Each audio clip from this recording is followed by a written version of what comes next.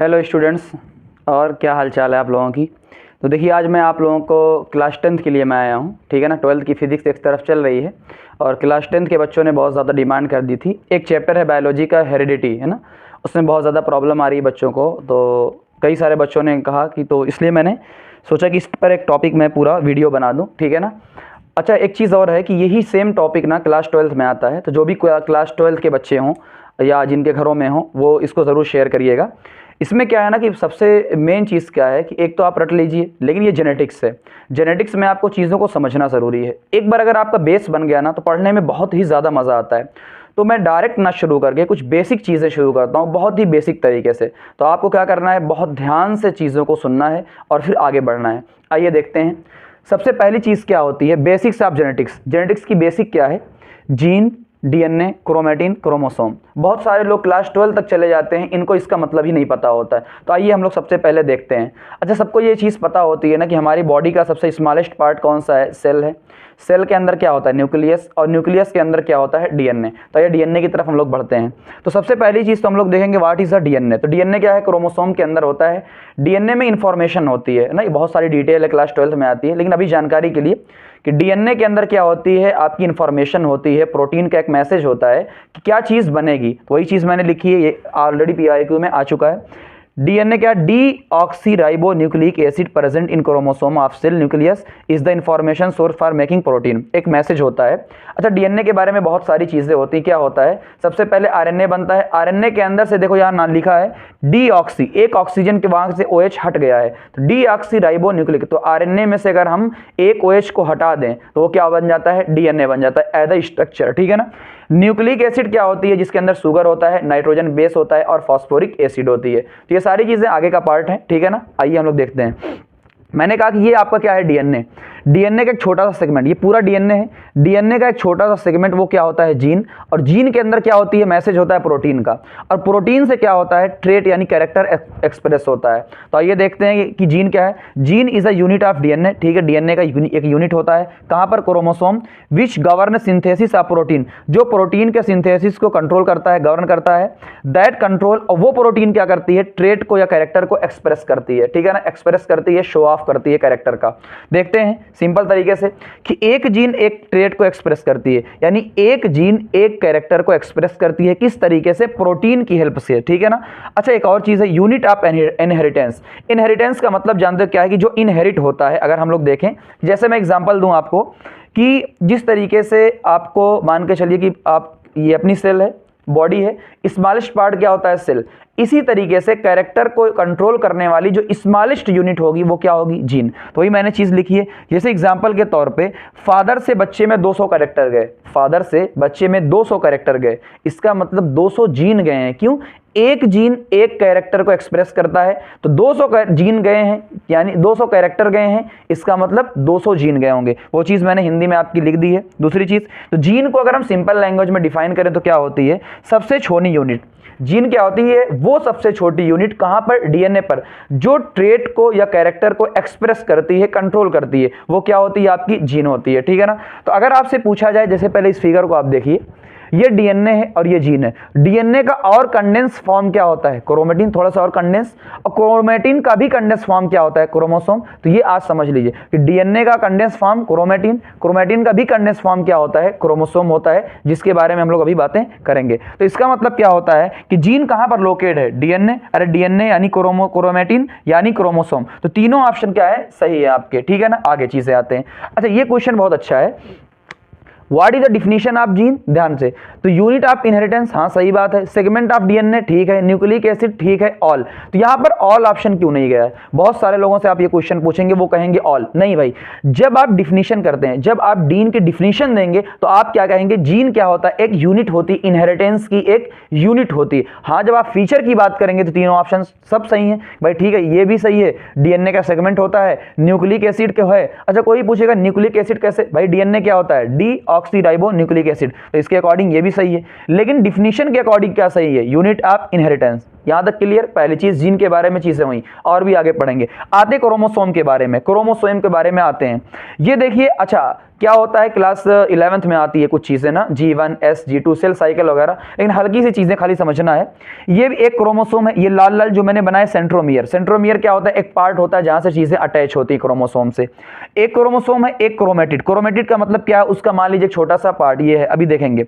ये भी एक ही क्रोमोसोम है, ये भी एक ही क्रोमोसोम है, बस इसमें कितनी क्रोमेटिड है, 2 क्रोमेटिड है, 2 क्रोमेटिड है। जैसे एग्जांपल के तौर पे ये एक क्रोमोसोम, एक क्रोमेटिड। ये भी एक क्रोमोसोम है, बस क्या है, ऐसे देखो जुड़ा हुआ है। इसको मैंने अगर बीच से किसी चीज से मैंने जोड़ दिया, मान लो इस चीज से इसे जोड़ दिया, है तो एक ही क्रोमोसोम, लेकिन बस एक अलग क्रोमेटिड और ये एक अलग क्रोमेटिड, जिसे कहेंगे हम लोग सिस्टर क्रोमेटिड। ठीक है ना, नाम आएगा, ये एक ही चीज है।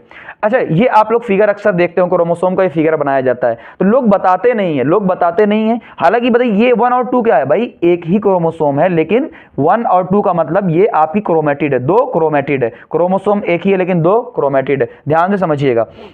जैसे यहां पर देखिए, बहुत आप लोग कई बार सुनते हो जेनेटिकली आइडेंटिकल, बहुत सारी चीजें, आइए समझते हैं उसके बारे में।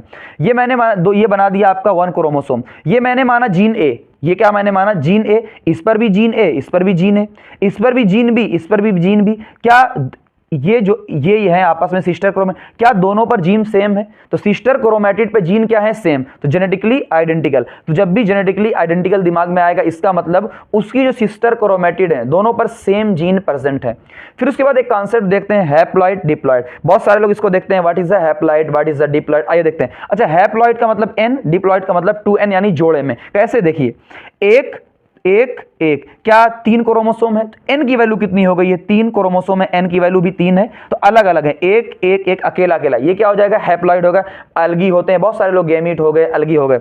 यहां पर देखिए जोड़े में, ये भी एक जोड़ा, ये भी एक जोड़ा, ये भी एक जोड़ा, तो जो जोड़े में होता है वो क्या होता है, डिप्लॉइड। तो 2n यानी डिप्लॉइड इज इक्वल टू कितने, 6, तो 2 2 4 2 6, कितने क्रोमोसोम है, 6। तो ये हैप्लॉइड और डिप्लॉइड। अगर मैं इसको जोड़ूं, अगर मैं इसको एक साइड कर लूं, एक साइड का, सिर्फ एक साइड का, वो क्या हो जाएगा आपका haploid, n is equal to 3, तो ये हैप्लॉइड हो गया। लेकिन जैसे ही जोड़े की बात करेंगे, जोड़े में क्या होता है, डिप्लॉइड। तो ये बहुत सारी चीजें हैं, आगे और भी चीजें हम लोग देखेंगे।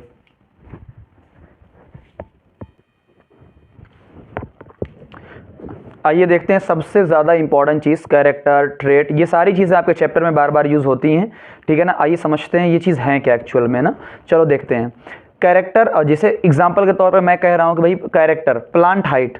प्लांट हाइट एक क्या है, कैरेक्टर है। प्लांट हाइट एक कैरेक्टर है, लेकिन उस हाइट के अंदर 2 चीज़ें आ सकती हैं ना, एक टाल, एक डॉर्फ। तो ये जो टाल होता है ना, उसका ट्रेट होता है, डॉर्फ उसका क्या है, ट्रेट है। तो सिंपल सी बात है, प्लांट की हाइट उसका एक कैरेक्टर है, उसके अंदर 2 चीजें आएंगी भाई, टाल एंड ड्वार्फ, वो उसका क्या हो गया, ट्रेट। यानी एक कैरेक्टर है, कितने ट्रेट हो गए, 2 ट्रेट हो गए। दूसरी चीज, आई पोजीशन। जैसे एग्जांपल मैंने आई की पोजीशन है, हमारी आंख कहाँ है, आगे की तरफ। क्या आंख कभी पीछे हो सकती है, पॉसिबल ही नहीं है। इसका मतलब क्या है, जो आई की पोजीशन है फ्रंट पे, फ्रंट क्या हो गया, एक ट्रेट हो गया। बैक ट्रेट हो पाएगा, कभी नहीं। इसका मतलब एक कैरेक्टर के लिए एक ट्रेट भी पॉसिबल है, बिल्कुल है। इसी तरीके से आई कलर, तो आई कलर क्या हो गया, एक कैरेक्टर हो गया। तो कैसा कलर हो सकता है, ब्लैक हो सकता है, ब्लू हो सकता है, ब्राउन हो सकता है। तो ब्लैक एक ट्रेट हो गया, ब्लू एक ट्रेट हो गया, और ब्राउन एक ट्रेट हो गया। तो यहां पर देखिए कितना हो गया, 3। यानी एक कैरेक्टर के लिए एक ट्रेट भी हो सकता है, 2 भी हो सकता है, 3 भी हो सकता है। तो अब बात आ गई जीन किसको कंट्रोल करता है, तो यहां एक चीज आती है, जीन कंट्रोल ट्रेट। तो जीन जो होता है वो ट्रेट को कंट्रोल करता है ना, ट्रेट को कंट्रोल करता है। कई जगह पर आपको ऐसा मिलेगा कि जीन जो है वो कहीं लिखा कैरेक्टर को क्या करता है, कंट्रोल। तो समझिएगा बारीक चीज़ों को, ये लिख दिया जाता है, लेकिन एक्चुअल में हम क्या समझेंगे, ये उस चीज़ों के लिए जब एक कैरेक्टर एक ट्रेट है। जैसे एग्जांपल के तौर पे यहाँ पर है कि एक कैरेक्टर और एक ट्रेट है, तो यहाँ पर चाहे आप ट्रेट लिखो चाहे कैरेक्टर लिखो, दोनों बात समझ में आ गई कि कैरेक्टर क्या होता है और ट्रेट क्या होता है। आइए सबसे इंपॉर्टेंट चीज़ की तरफ चलते हैं, जो कि होता है अपना लोकस। मे भी पता नहीं आपके यहाँ है या नहीं है, लेकिन बहुत इंपॉर्टेंट चीज़ है, इससे बहुत सारी चीज़ें क्लियर होती हैं। आइए देखते हैं। ये मैंने बनाया, सबसे पहली चीज़ क्या बनाया मैंने, ये आपका डिप्लॉयड बनाया। देखो 2 क्रोमोसोम, ठीक है, 2 डिप्लॉयड, एक पेयर बनाया पूरा का पूरा। अब मैंने क्या कहा कि ये मान लीजिए एक आपकी क्या है, बी एंड बी। बी मैंने कह दिया ब्लैक आई, और बी है एक ब्लू आई, ठीक है ना, ब्लैक आई ब्लू आई। ये आई का कलर है, तो आई का कलर क्या है, एक आपका क्या हो चुका है, कैरेक्टर। तो एक कैरेक्टर की 2 जीन यहां पर प्रेजेंट है भाई, 2 ट्रेट मतलब 2 जीन, पहले ही बताया था, एक ट्रेट को एक जीन कंट्रोल करता है।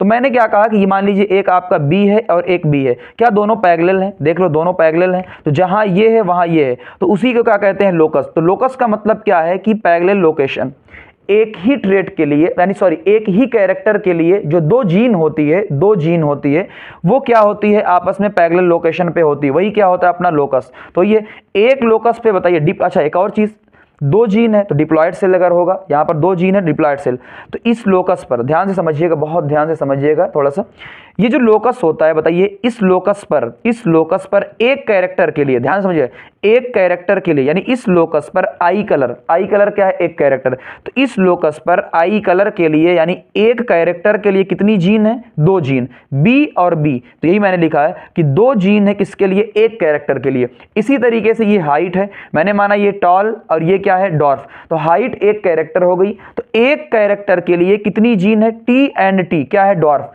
लेकिन ध्यान से समझिएगा, इसका लोकस अलग है, इसका लोकस अलग है, बात समझ में आई, इसका यानी इस हाइट का लोकस अलग है और इस वाले आई का लोकस क्या है, आई कलर का लोकस अलग है, लेकिन इस कलर पर बी एंड बी का लोकस क्या है, सेम, और टी एंड टी का लोकस क्या है, सेम। ध्यान से इस चीजों को समझिएगा।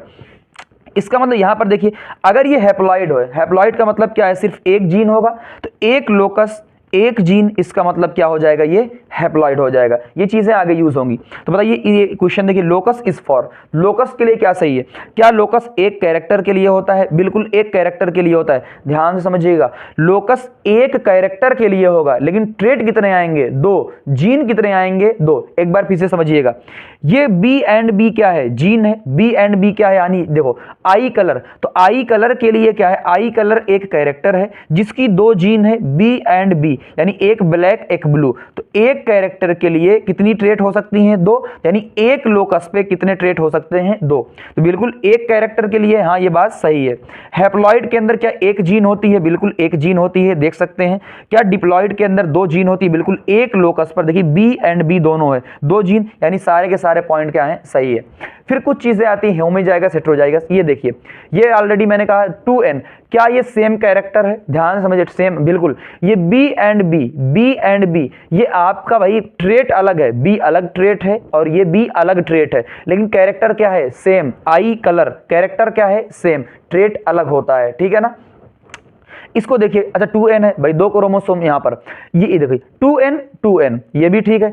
एक लोकस, बिल्कुल एक लोकस है, क्या एक लोकस पर दो जीन है, हाँ हमने देखा दो जीन, क्या ये दोनों जीन सेम है, देखो बी एंड बी, क्या दोनों जीन सेम है, इसका मतलब होमोजाइगस। अब समझ में बात आई, what is the homozygous and heterozygous, अलग अलग चीजें। तो होमोजाइगस को बहुत ध्यान से समझिएगा कि एक ही लोकस पर दो जीन है और दोनों जीन क्या है आपकी, सेम है, तो होमोजाइगस। होमो का मतलब सेम, जाइगस का मतलब क्या होता है, जाइगोट। अच्छा जाइगोट क्या होता है, डिप्लॉइड, तो इसका मतलब क्या होता है, जो होमोजाइगस की बात करते हैं वो हमेशा हम लोग किसकी बात करते हैं, डिप्लॉइड की बात करते हैं, ठीक है। और ये हैप्लॉइड में बात करते हैं, तो हैप्लॉइड का मतलब n, एक लोकस पर कितनी जीन है, एक जीन, इसका मतलब हेमीजाइगस। तो इसीलिए जो आपको हैप्लॉइड होता है, और हैप्लॉइड का सबसे अच्छा एग्जांपल क्या होता है, गेमीट, हमने पहले बताया गेमीट क्या होता है, हैप्लॉइड का एग्जांपल है, इसका नाम हेमी का मतलब होता है आधा, जाइगोट का मतलब है 2n, तो 2n का आधा कितना होता है, n, इसीलिए इसका नाम क्या होता है, हेमीजाइगस, मतलब एक लोकस पर एक जीन होती है। यहां तक बात क्लियर। आइए देखते हैं व्हाट इज द एलील, बहुत ही ज्यादा इंपॉर्टेंट है, बहुत ज्यादा लोग इसमें कंफ्यूज होते हैं। आइए अच्छे से समझते हैं व्हाट इज द एलील ना। आई कलर, मैंने कहा कि आई कलर जो होता है एक कैरेक्टर है, मैंने कहा ब्लैक आई, तो ब्लैक आई का मतलब एक ट्रेट है, एक ट्रेट एक जीन से कंट्रोल होगा जिसको हमने माना एक बी। इसी तरीके से ब्लू आई भी क्या है, एक ट्रेट है, एक ट्रेट एक जीन से कंट्रोल होगा, मैंने माना बी। ध्यान से समझिएगा, यानी एक बी ये, एक बी ये, क्या दोनों का लोकस सेम है, यानी बी एक जीन है, सही बात, ये भी बी एक जीन है, सही बात। क्या इनका लोकस सेम है, बिल्कुल सही बात, लोकस सेम है, लेकिन क्या दोनों अलग अलग ट्रेट हैं, भाई ये देखो, ये ब्लैक आई का ट्रेट है बी और ये ब्लू आई का, क्या दोनों अलग अलग ट्रेट हैं। इसीलिए हम लोग लेकर आए हैं, क्या वर्ड लेकर आए हैं, जीन। सुनिए, बी जीन है, बी एलील भी है, बी ये वाला जीन है, ये भी बी एलील है। फिर हम जीन और एलील को अलग पढ़ते क्यों हैं, बस एक रिश्तेदारी बताने के लिए, बस एक रिश्तेदारी बताने के लिए। कैसे, वाई एलील, एलील टर्म क्यों यूज करते हैं, रिश्तेदारी बताने के लिए कि बोथ का कैरेक्टर कॉमन है। यानी सिंपल सी बात कही है, पहले देख पढ़िए, ये कहाँ गया, ठीक, gene which code for pair of contrasting trait are known as allele. तो जीन और एलील अप्रॉक्स सेम है, तो हम वर्ड एलील क्यों लेकर आए हैं, खाली ये बताने के लिए कि जो बी एंड बी है, ये एलील जो बी एंड बी है, अगर इसका वर्ड जो एलील यूज की, इसका मतलब क्या होता है कि इनका लोकस क्या है, सेम है। इनका लोकस क्या है, सेम। जैसे एग्जांपल पहले ये वाला देख लीजिए, ये बी है जीन, बिल्कुल सही बात है, ये बी है जीन, दोनों के बीच में रिश्ता क्या है, इस बी और बी के बीच में रिश्ता क्या है, रिश्ता यही है कि दोनों का लोकस क्या है, सेम। देख लीजिए दोनों का लोकस क्या है, सेम। अगर एक यहां होता एक यहां होता तो पैरेलल लोकेशन नहीं होती, लोकस सेम नहीं होता, लेकिन बी एंड बी का लोकस क्या है, सेम। उसी सेम लोकस को बताने के लिए क्या टर्म यूज हुआ है, एलील। क्या टर्म यूज हुआ है, एलील। यानी अगर एक तरीके से हम कहें धनी, एक जीन के क्या दो एलील हो सकते हैं, बिल्कुल नहीं। बी अलग जीन है, इसका मतलब एलील, बी अलग जीन है, इसका एलील, तो एक जीन एक एलील। लेकिन क्या एक कैरेक्टर में दो एलील हो सकते हैं, बिल्कुल। देखो एक कैरेक्टर के दो जीन, बिल्कुल। आई एक कैरेक्टर होता है, आई कलर, उसमें दो जीन है, B and B, blue and black, तो दो जीन का मतलब दो एलील। तो एक कैरेक्टर के लिए दो एलील पॉसिबल है, लेकिन एक जीन के दो एलील नहीं होते हैं। बात समझ में आई? यानी हम ये कह सकते हैं यहां पर दो जीन है तो दो एलील है। गंगाधर ही शक्तिमान है कि जीन और एलील सेम चीज होते हैं अप्रॉक्स, बस एलील वर्ड यूज किया गया है ताकि हम उस जीन के बारे में बताएं कि ये बी एंड बी का लोकस क्या है, सेम, उनमें क्या रिश्तेदारी है, इसको बताने के लिए बताया गया है। अच्छा ये चीज क्या है, सेम। ये क्वेश्चन देखो, एक बी है एक टी है, क्या दोनों का सेम लोकस है या नहीं, कैसे पहचानेंगे? देखो बी का मतलब आई कलर है ना, और टी का मतलब हाइट। यहां पर देखिए एक आई कलर है और एक क्या है, हाइट। क्या दोनों का लोकस सेम है? नहीं, बिल्कुल गलत बात। दो, ये अलग लोकस का है, ये अलग लोकस का है, इसका मतलब दोनों का लोकस क्या हो जाएगा, अलग अलग हो जाएगा। हाँ, इस लोकस पर, इस वाले लोकस पे बी एंड बी का क्या है, सेम है। इस वाले हाइट पर टी एंड टी का क्या है, सेम। लेकिन हाइट और आई, ये दोनों का लोकस क्या है, अलग। ये बहुत ही इंपॉर्टेंट चीज है। इसके बाद हम लोग नेक्स्ट पार्ट पर चलते हैं।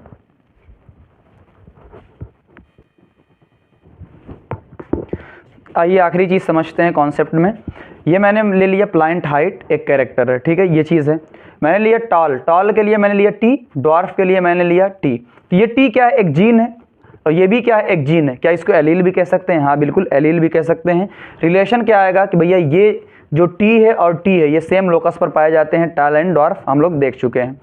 अच्छा टी एंड टी क्या टू जीन है, बिल्कुल, टू एलील है, सेम लोकस पे हैं, सही बात है। लेकिन हम लोगों ने देखा था जो बी और टी है, भाई ये आई कलर का है और ये हाइट का है, टू जीन है, सही बात है, टू एलील है, सही बात, लेकिन डिफरेंट लोकस का है। अब क्या है, डिफरेंट लोकस का, अलग अलग लोकस का है, ठीक है। व्हाट इज द जीनोटाइप और व्हाट इज द फिनोटाइप, अलग यूज होता है। अच्छा जीनोटाइप का मतलब क्या है, जेनेटिक मेकअप या जेनेटिक सिंबल।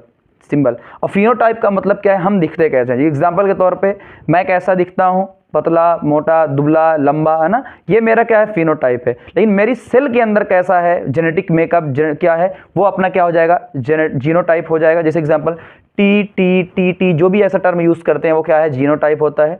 फिनोटाइप का external morphological appearance for particular character, एक कैरेक्टर के लिए क्या अपीयरेंस है उसके लिए वो क्या होता है, फिनोटाइप होता है, जो बाहर से आपको दिखता है। और ये डिपेंड किस पे करता है, जीनोटाइप पे डिपेंड करता है, और इन्वायरमेंटल कंडीशन, ये क्या है, इन्वायरमेंटल कंडीशन, इस पर भी डिपेंड करता है आपका फिनोटाइप, ठीक है ना। जैसे एग्जांपल के तौर पे हम यहाँ बहुत ज़्यादा धूप में रहते हैं, हमारा कलर फीका पड़ जाता है, ठीक है ना। लेकिन कोई ऐसी जगह पर ठंडी जगहों पर रखते हैं, उनके कलर क्या होते हैं, थोड़ा वाइट होते हैं। तो ये सारे क्या है, इन्वायरमेंटल कंडीशन पे भी डिपेंड करता है। आइए ये चीज़ देखते हैं, बहुत इंपॉर्टेंट। ये सिर्फ टी है। अच्छा टी का मतलब क्या है, एक जीन है, एक जीन का मतलब क्या है, हैप्लॉइड है, ऑलरेडी देख चुके थे। ये आपका टी और टी, क्या बताइए, एक ही कैरेक्टर के दो जीन है, बिल्कुल, ये टॉल के लिए है और ये भी टॉल, तो एक ही कैरेक्टर के लिए दो जीन है, तो दो एलील है, बिल्कुल देख सकते हैं, दो एलील है। क्या इन्हें डिप्लॉयड कहा जा सकता है, बिल्कुल डिप्लॉयड कहा जा सकता है। क्या इनका लोकस सेम है, बिल्कुल देख लीजिए, इनका लोकस क्या है, सेम, ये देख चुके हैं। लेकिन ये टी एंड आर, ये बहुत ही ज़्यादा, ये वाला एग्जाम्पल अच्छे से देखिएगा, टी एंड आर, मतलब क्या ये टी अलग है, भाई एक कैरेक्टर के लिए एक जीन है, आर तो एक अलग चीज़ है, आर एक अलग कैरेक्टर बताता है, टी एक अलग कैरेक्टर बताता है। तो क्या ये हैप्लॉइड है, बिल्कुल, क्योंकि टी अलग कैरेक्टर बता रहा है, आर क्या है, अलग कैरेक्टर बता रहा है, तो क्या हो जाएगा अपना, ये दोनों अलग अलग हैं, हैप्लॉइड है, तो गीमीट। अच्छा क्या दो लोकस हैं, बिल्कुल यहाँ देख सकते हैं, एक ही है, टी अलग है, आर अलग है, क्या इनका लोकस अलग है, एक ही जीन है, तो हैप्लॉइड हो गया। दो लोकस हैं, इसका मतलब दो कैरेक्टर, एक टी वाला कैरेक्टर, एक आर का कैरेक्टर, इसे ही डाई हाइब्रिड क्रॉस कहते हैं, जो हम लोग आगे पढ़ेंगे maybe, mono hybrid, die hybrid. तो ये चीज़ है जो ये डाई हाइब्रिड कहलाता है। ये बहुत अच्छे से चीज़ों को आप समझिएगा कि टी अलग है, जो मान लीजिए टॉल बताएगा, आर क्या बताएगा, हमारा राउंड या रिंकल सीड बताएगा, तो आर अलग है, टी अलग है ना, ठीक है। टी आर वाई, ये भी टी अलग बताएगा, आर अलग बताएगा और वाई अलग कुछ बताएगा। ये भी क्या है, एक हैप्लॉइड है, तो इसमें 3 लोकस हो जाएंगे।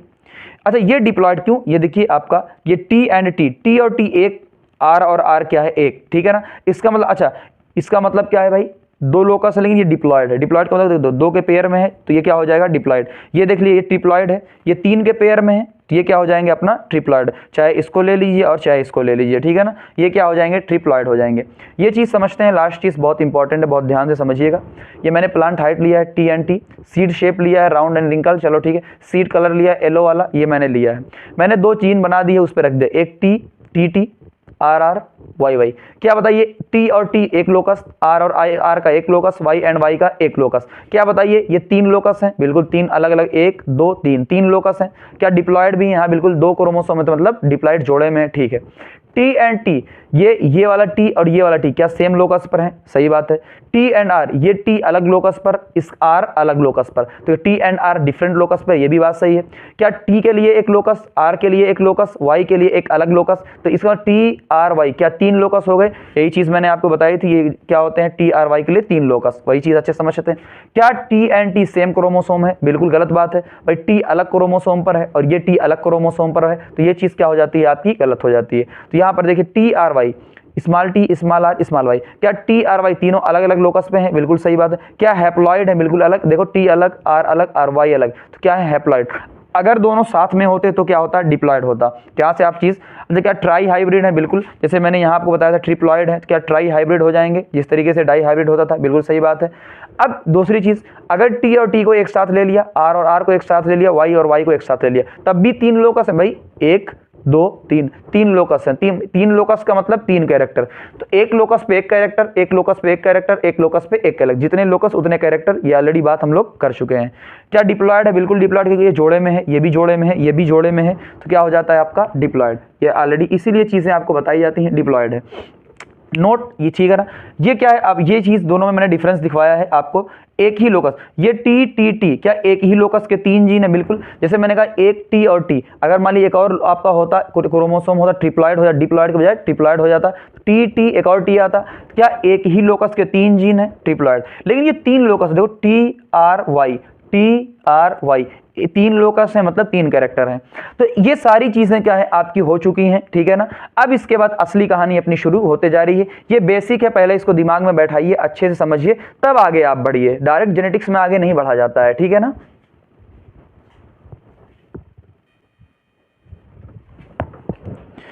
देखिए आए हैं हम अब अपने असली टॉपिक की तरफ। बेसिक हम लोगों ने पढ़ लिया है, असली टॉपिक क्या है आपकी जेनेटिक्स। तो जेनेटिक्स क्या होती है, branch of biology which deal with the study of heredity and variation. ये एक ऐसी ब्रांच है बायोलॉजी की या साइंस की जो हेरिडिटी एंड एवोल्यूशन को डील करती है। तो ये समझते हैं what is heredity and what is evolution. तो सिंपल सी बात है, हेरिडिटी का मतलब क्या होता है कि जैसा पेरेंट्स है वैसा ही क्या चीज़ आ रही है, आपका बच्चा हो रहा है, यानी कोई ना कोई चीज़ ट्रांसफ़र हो रही है। तो वही चीज़ है कि पासिंग ऑफ ट्रेट, यानी कोई भी कैरेक्टर जो पेरेंट्स के अंदर है वो बच्चे के अंदर पास हो रहा है, किसके ज़रिए, जीन के थ्रू। तो वही क्या हो जाता है आपका हेरिडिटी हो जाती है, यानी transmission of trait by process of inheritance through gene. तो बच्चे के अंदर जो पेरेंट्स के अंदर जो कैरेक्टर है या जो ट्रेट है वो बच्चे के अंदर पास हो रहा है, वही क्या है हेरिडिटी। अच्छा हेरिडिटी, मान लीजिए कोई भी कैरेक्टर आपका है, एग्जांपल के through eye colour of screen similar to parent, कि आई कलर मेरा है मेरे पेरेंट्स के जैसा है, वही हेरिडिटी होगी, ठीक है ना, वो चीज़ पास हुई है पेरेंट्स से मेरे अंदर। म्यूटेशन के अंदर मतलब क्या होता है कि जीन के अंदर कोई चेंज, जैसे एग्जांपल के तौर पे कैंसर होता है, वो भी म्यूटेशन एक होता है। तो क्या वो जो कैंसर हुआ है, वो म्यूटेशन हुआ, क्या वो पेरेंट्स से हम में आएगा, नहीं। तो इसका मतलब म्यूटेशन कभी भी हेरिडिटी नहीं हो सकती है, सिंपल सी बात। वेरिएशन, अच्छा वेरिएशन का मतलब क्या है, जैसे पेरेंट्स हुए ना, 2 बच्चे पैदा हुए, एक पेरेंट्स के 2 बच्चे हैं, मैं और मेरे भाई हैं, ठीक है ना, दोनों में सिमिलरिटी भी होगी, हाँ 2 हाथ उनके भी है, 2 हाथ मेरे भी हैं, 2 पैर उनके भी है, 2 पैर, ठीक है, इस तरीके से नाक कान है उनके, लेकिन कुछ ना कुछ डिफरेंस भी आएगा। तो जो डिफरेंस आ रहा है एक ही पेरेंट्स के 2 बच्चों के अंदर, वही क्या हो जाता है आपका वेरिएशन हो जाता है। तो देखिए amount of difference between of spring of same parent product of sexual reproduction. अच्छा जब भी हम ऑफ स्प्रिंग की बात करते हैं तो हम क्या कहेंगे, यहाँ पर सिंपल सी बात है, हम लोग कहेंगे कि ये सेक्सुअल रिप्रोडक्शन का प्रोडक्ट है। किसका प्रोडक्ट है, सेक्सुअल रिप्रोडक्शन का प्रोडक्ट है ना। तो इसका रीजन क्या है, वेरिएशन का रीजन क्या है, पहला रीजन क्या आपका होता है, म्यूटेशन। म्यूटेशन होता है, म्यूटेशन का मतलब जो है सेल के अंदर स्ट्रक्चर में या कुछ भी क्रोमोसोम में चेंजिंग आती है ना, आप लोग आगे पढ़ेंगे उसको म्यूटेशन। तो ये म्यूटेशन। दूसरी चीज़ क्या होती है, genetic recombination during sexual reproduction. Simple सा टर्म क्या है, सेक्सुअल रिप्रोडक्शन के दौरान कुछ ऐसी चीज़ें होती हैं जिनकी वजह से क्या आता है, जीन के अंदर चेंज आता है। दो रीज़न हो गए, ये क्वेश्चन आपसे पीवाईक्यू में पूछा गया है। अच्छा, इंपॉर्टेंस क्या होता है इसका, ये सबसे पहला इंपॉर्टेंस क्या होता है कि जब वेरिएशन आता है स्पीसीज के अंदर, जब मान लीजिए वेरिएशन आता है तो उस वेरिएशन की वजह से जो इन्वायरमेंट में रहने की जो क्षमता होती है, सर्वाइवल की जो एबिलिटी होती है वो बढ़ जाती है। तो चांसेस ऑफ सर्वाइवल क्या हो जाते हैं, बढ़ जाते हैं। दूसरी चीज़ क्या होती है, वेरिएशन जैसे जैसे आता है तो स्पीसीज के अंदर वेरिएशन आते आते आते फिर इवोल्यूशन होता है, और इवोल्यूशन से आते आते क्या नई स्पीसीज बन जाती है। तो वही पॉइंट्स आपके सामने लिखे हुए हैं, ठीक है ना। अच्छा, कई बार क्या होता है, जैसे एग्जाम्पल के तौर पे प्लांट्स होते थे, प्लांट्स के अंदर जो है, या फिर हम एग्जाम्पल लें बहुत सारी चीज़ें हैं कि मछलियाँ हैं, इवोल्यूशन में सब लोगों ने अगर सिलेबस से कट गया है तो चीज़ें पढ़ाई जाती हैं कैसे चीज़ें इवाल्व हुई हैं पहले सारी चीज़ें। तो क्या वेरिएशन आते आते 2 चैम्बर, 3 चैम्बर और 4 चैम्बर हार्ट बन गया, इसी तरीके से टेल वगैरह, पंख वगैरह, बहुत सारी चीज़ें। तो वेरिएशन से ही आगे इवोल्यूशन होता है, तो इसमें बहुत ही ज़्यादा इंपॉर्टेंट है। आगे चीज़ें आती है इक्वायर्ड ट्रेट और इनहेरिट ट्रेट। तो इक्वायर्ड का मतलब क्या है, जो हमने हासिल किया है, और इनहेरिट का मतलब जो पेरेंट्स से आया हुआ है। ये डिफरेंस कई बार पूछा जा चुका है। तो आप देखेंगे somatic variation and do not bring about any change in DNA. तो इक्वायर्ड ट्रेट क्या होता है, सेल के स्ट्रक्चर के अंदर कोई चेंज होता है, डीएनए के अंदर कोई भी चेंज नहीं होता है। अगर डीएनए के अंदर कोई भी चेंज नहीं होगा तो वो आगे प्रोजेनी में नहीं जाएगा। तो वही चीज़ कही जा रही है कि इसमें डीएनए के अंदर चेंज नहीं होता है, ये जेनेटिक वेरिएशन है, ये डीएनए के अंदर चेंज होगा, ठीक है ना। दूसरा, अगर डीएनए के अंदर चेंज नहीं होगा इसका मतलब अगली जनरेशन तक ये नहीं जाएगा, जबकि ये अगली जनरेशन तक जाएगा। इक्वायर्ड का मतलब क्या है, जो बर्थ के बाद हम हासिल करते हैं। जैसे एग्जांपल के तौर में हमने गाना सीखा, लर्निंग हमने किया, कंप्यूटर चलाना सीखा, ये साइकिल सीखा, बाइक सीखा, ये सारी चीज़ें क्या है, आपका इक्वायर्ड ट्रेट है। तो ये चीज़ आगे थोड़ी ट्रांसफ़र होगा कि मुझे बाइक चलानी आती है तो मेरे बच्चों को भी बाइक चलानी आएगी, ये ज़रूरी थोड़ी है ना। ये इक्वायर्ड ट्रेट ये चीज़ है। लर्निंग पियर्सिंग ऑफ ईयर का मतलब कान को छेदा। पता चला जो है, मान लो कोई भी आपके घर में है, जो भी गर्ल्स होती हैं उनका कान क्या है, पियर्स कर दिया गया है, क्या उनकी जो भी जो जब वो पेरेंट्स बचेंगे तो उनके अंदर, बच्चों के अंदर भी ऐसा होगा, ये नहीं है ना। तो ये इक्वायर्ड ट्रेट होता है। इनहेरिट का मतलब वो चीज़ होती है जो रिप्रोडक्शन के दौरान पेरेंट्स से जो है बच्चों में इनहेरिट होती है, जैसे आई कलर, हेयर कलर, या फिर अटैच, या फिर जो है फ्री ईयर लोब। ये सारी चीज़ें बहुत आसान है, ये इनहेरिट हो गई। अच्छा, ऑल वेरिएशन, ये चीज़ आपको दी, बहुत अच्छा क्वेश्चन है। All variation in species do not have equal chances of survival, कि जो भी वेरिएशन सबके अंदर होते हैं, ठीक है ना, वो इक्वल चांस क्यों नहीं होते हैं सर्वाइवल के लिए। तो सिंपल सी बात है, depending on the nature of variation different individual would have different kind of advantage, कि हर वेरिएशन का अपना अपना एडवांटेज होता है, हर वेरिएशन का अपना अपना एडवांटेज होता है। तो जिस जगह हम जिस कंडीशन में रहते हैं वहाँ अगर वो बहुत ज़्यादा फायदेमंद है तो अडाप्ट कर लिया जाता है, most adapted to the environment I will survive.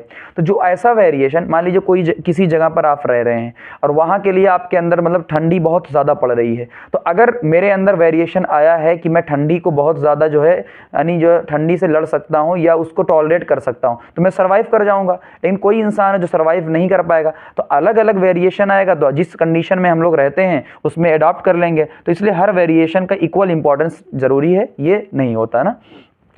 How, अच्छा ये वेरिएशन होता कैसे, तो मैंने बताया था ड्यूरिंग सेक्सुअल रिप्रोडक्शन। ये पूरा पढ़ लीजिएगा, मैं सिंपल सी कहानी बता देता हूँ।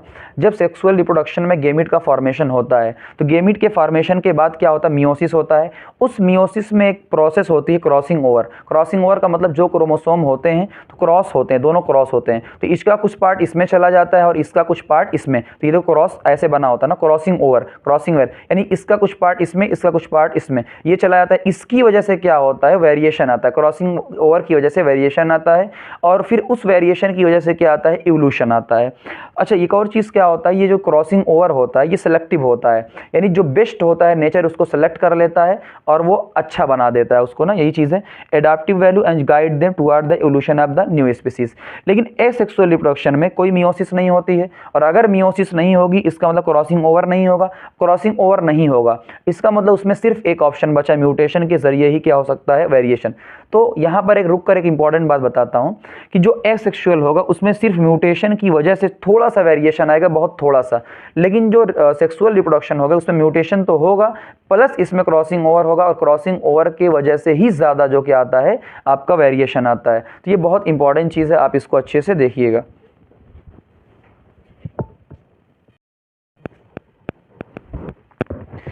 ये देखिए वेरिएशन के कुछ अच्छे अच्छे क्वेश्चंस हैं, ठीक है ना। तो PYQ भी हैं और अच्छे क्वेश्चन भी हैं, NCERT के भी हैं, एक बार देख लीजिए।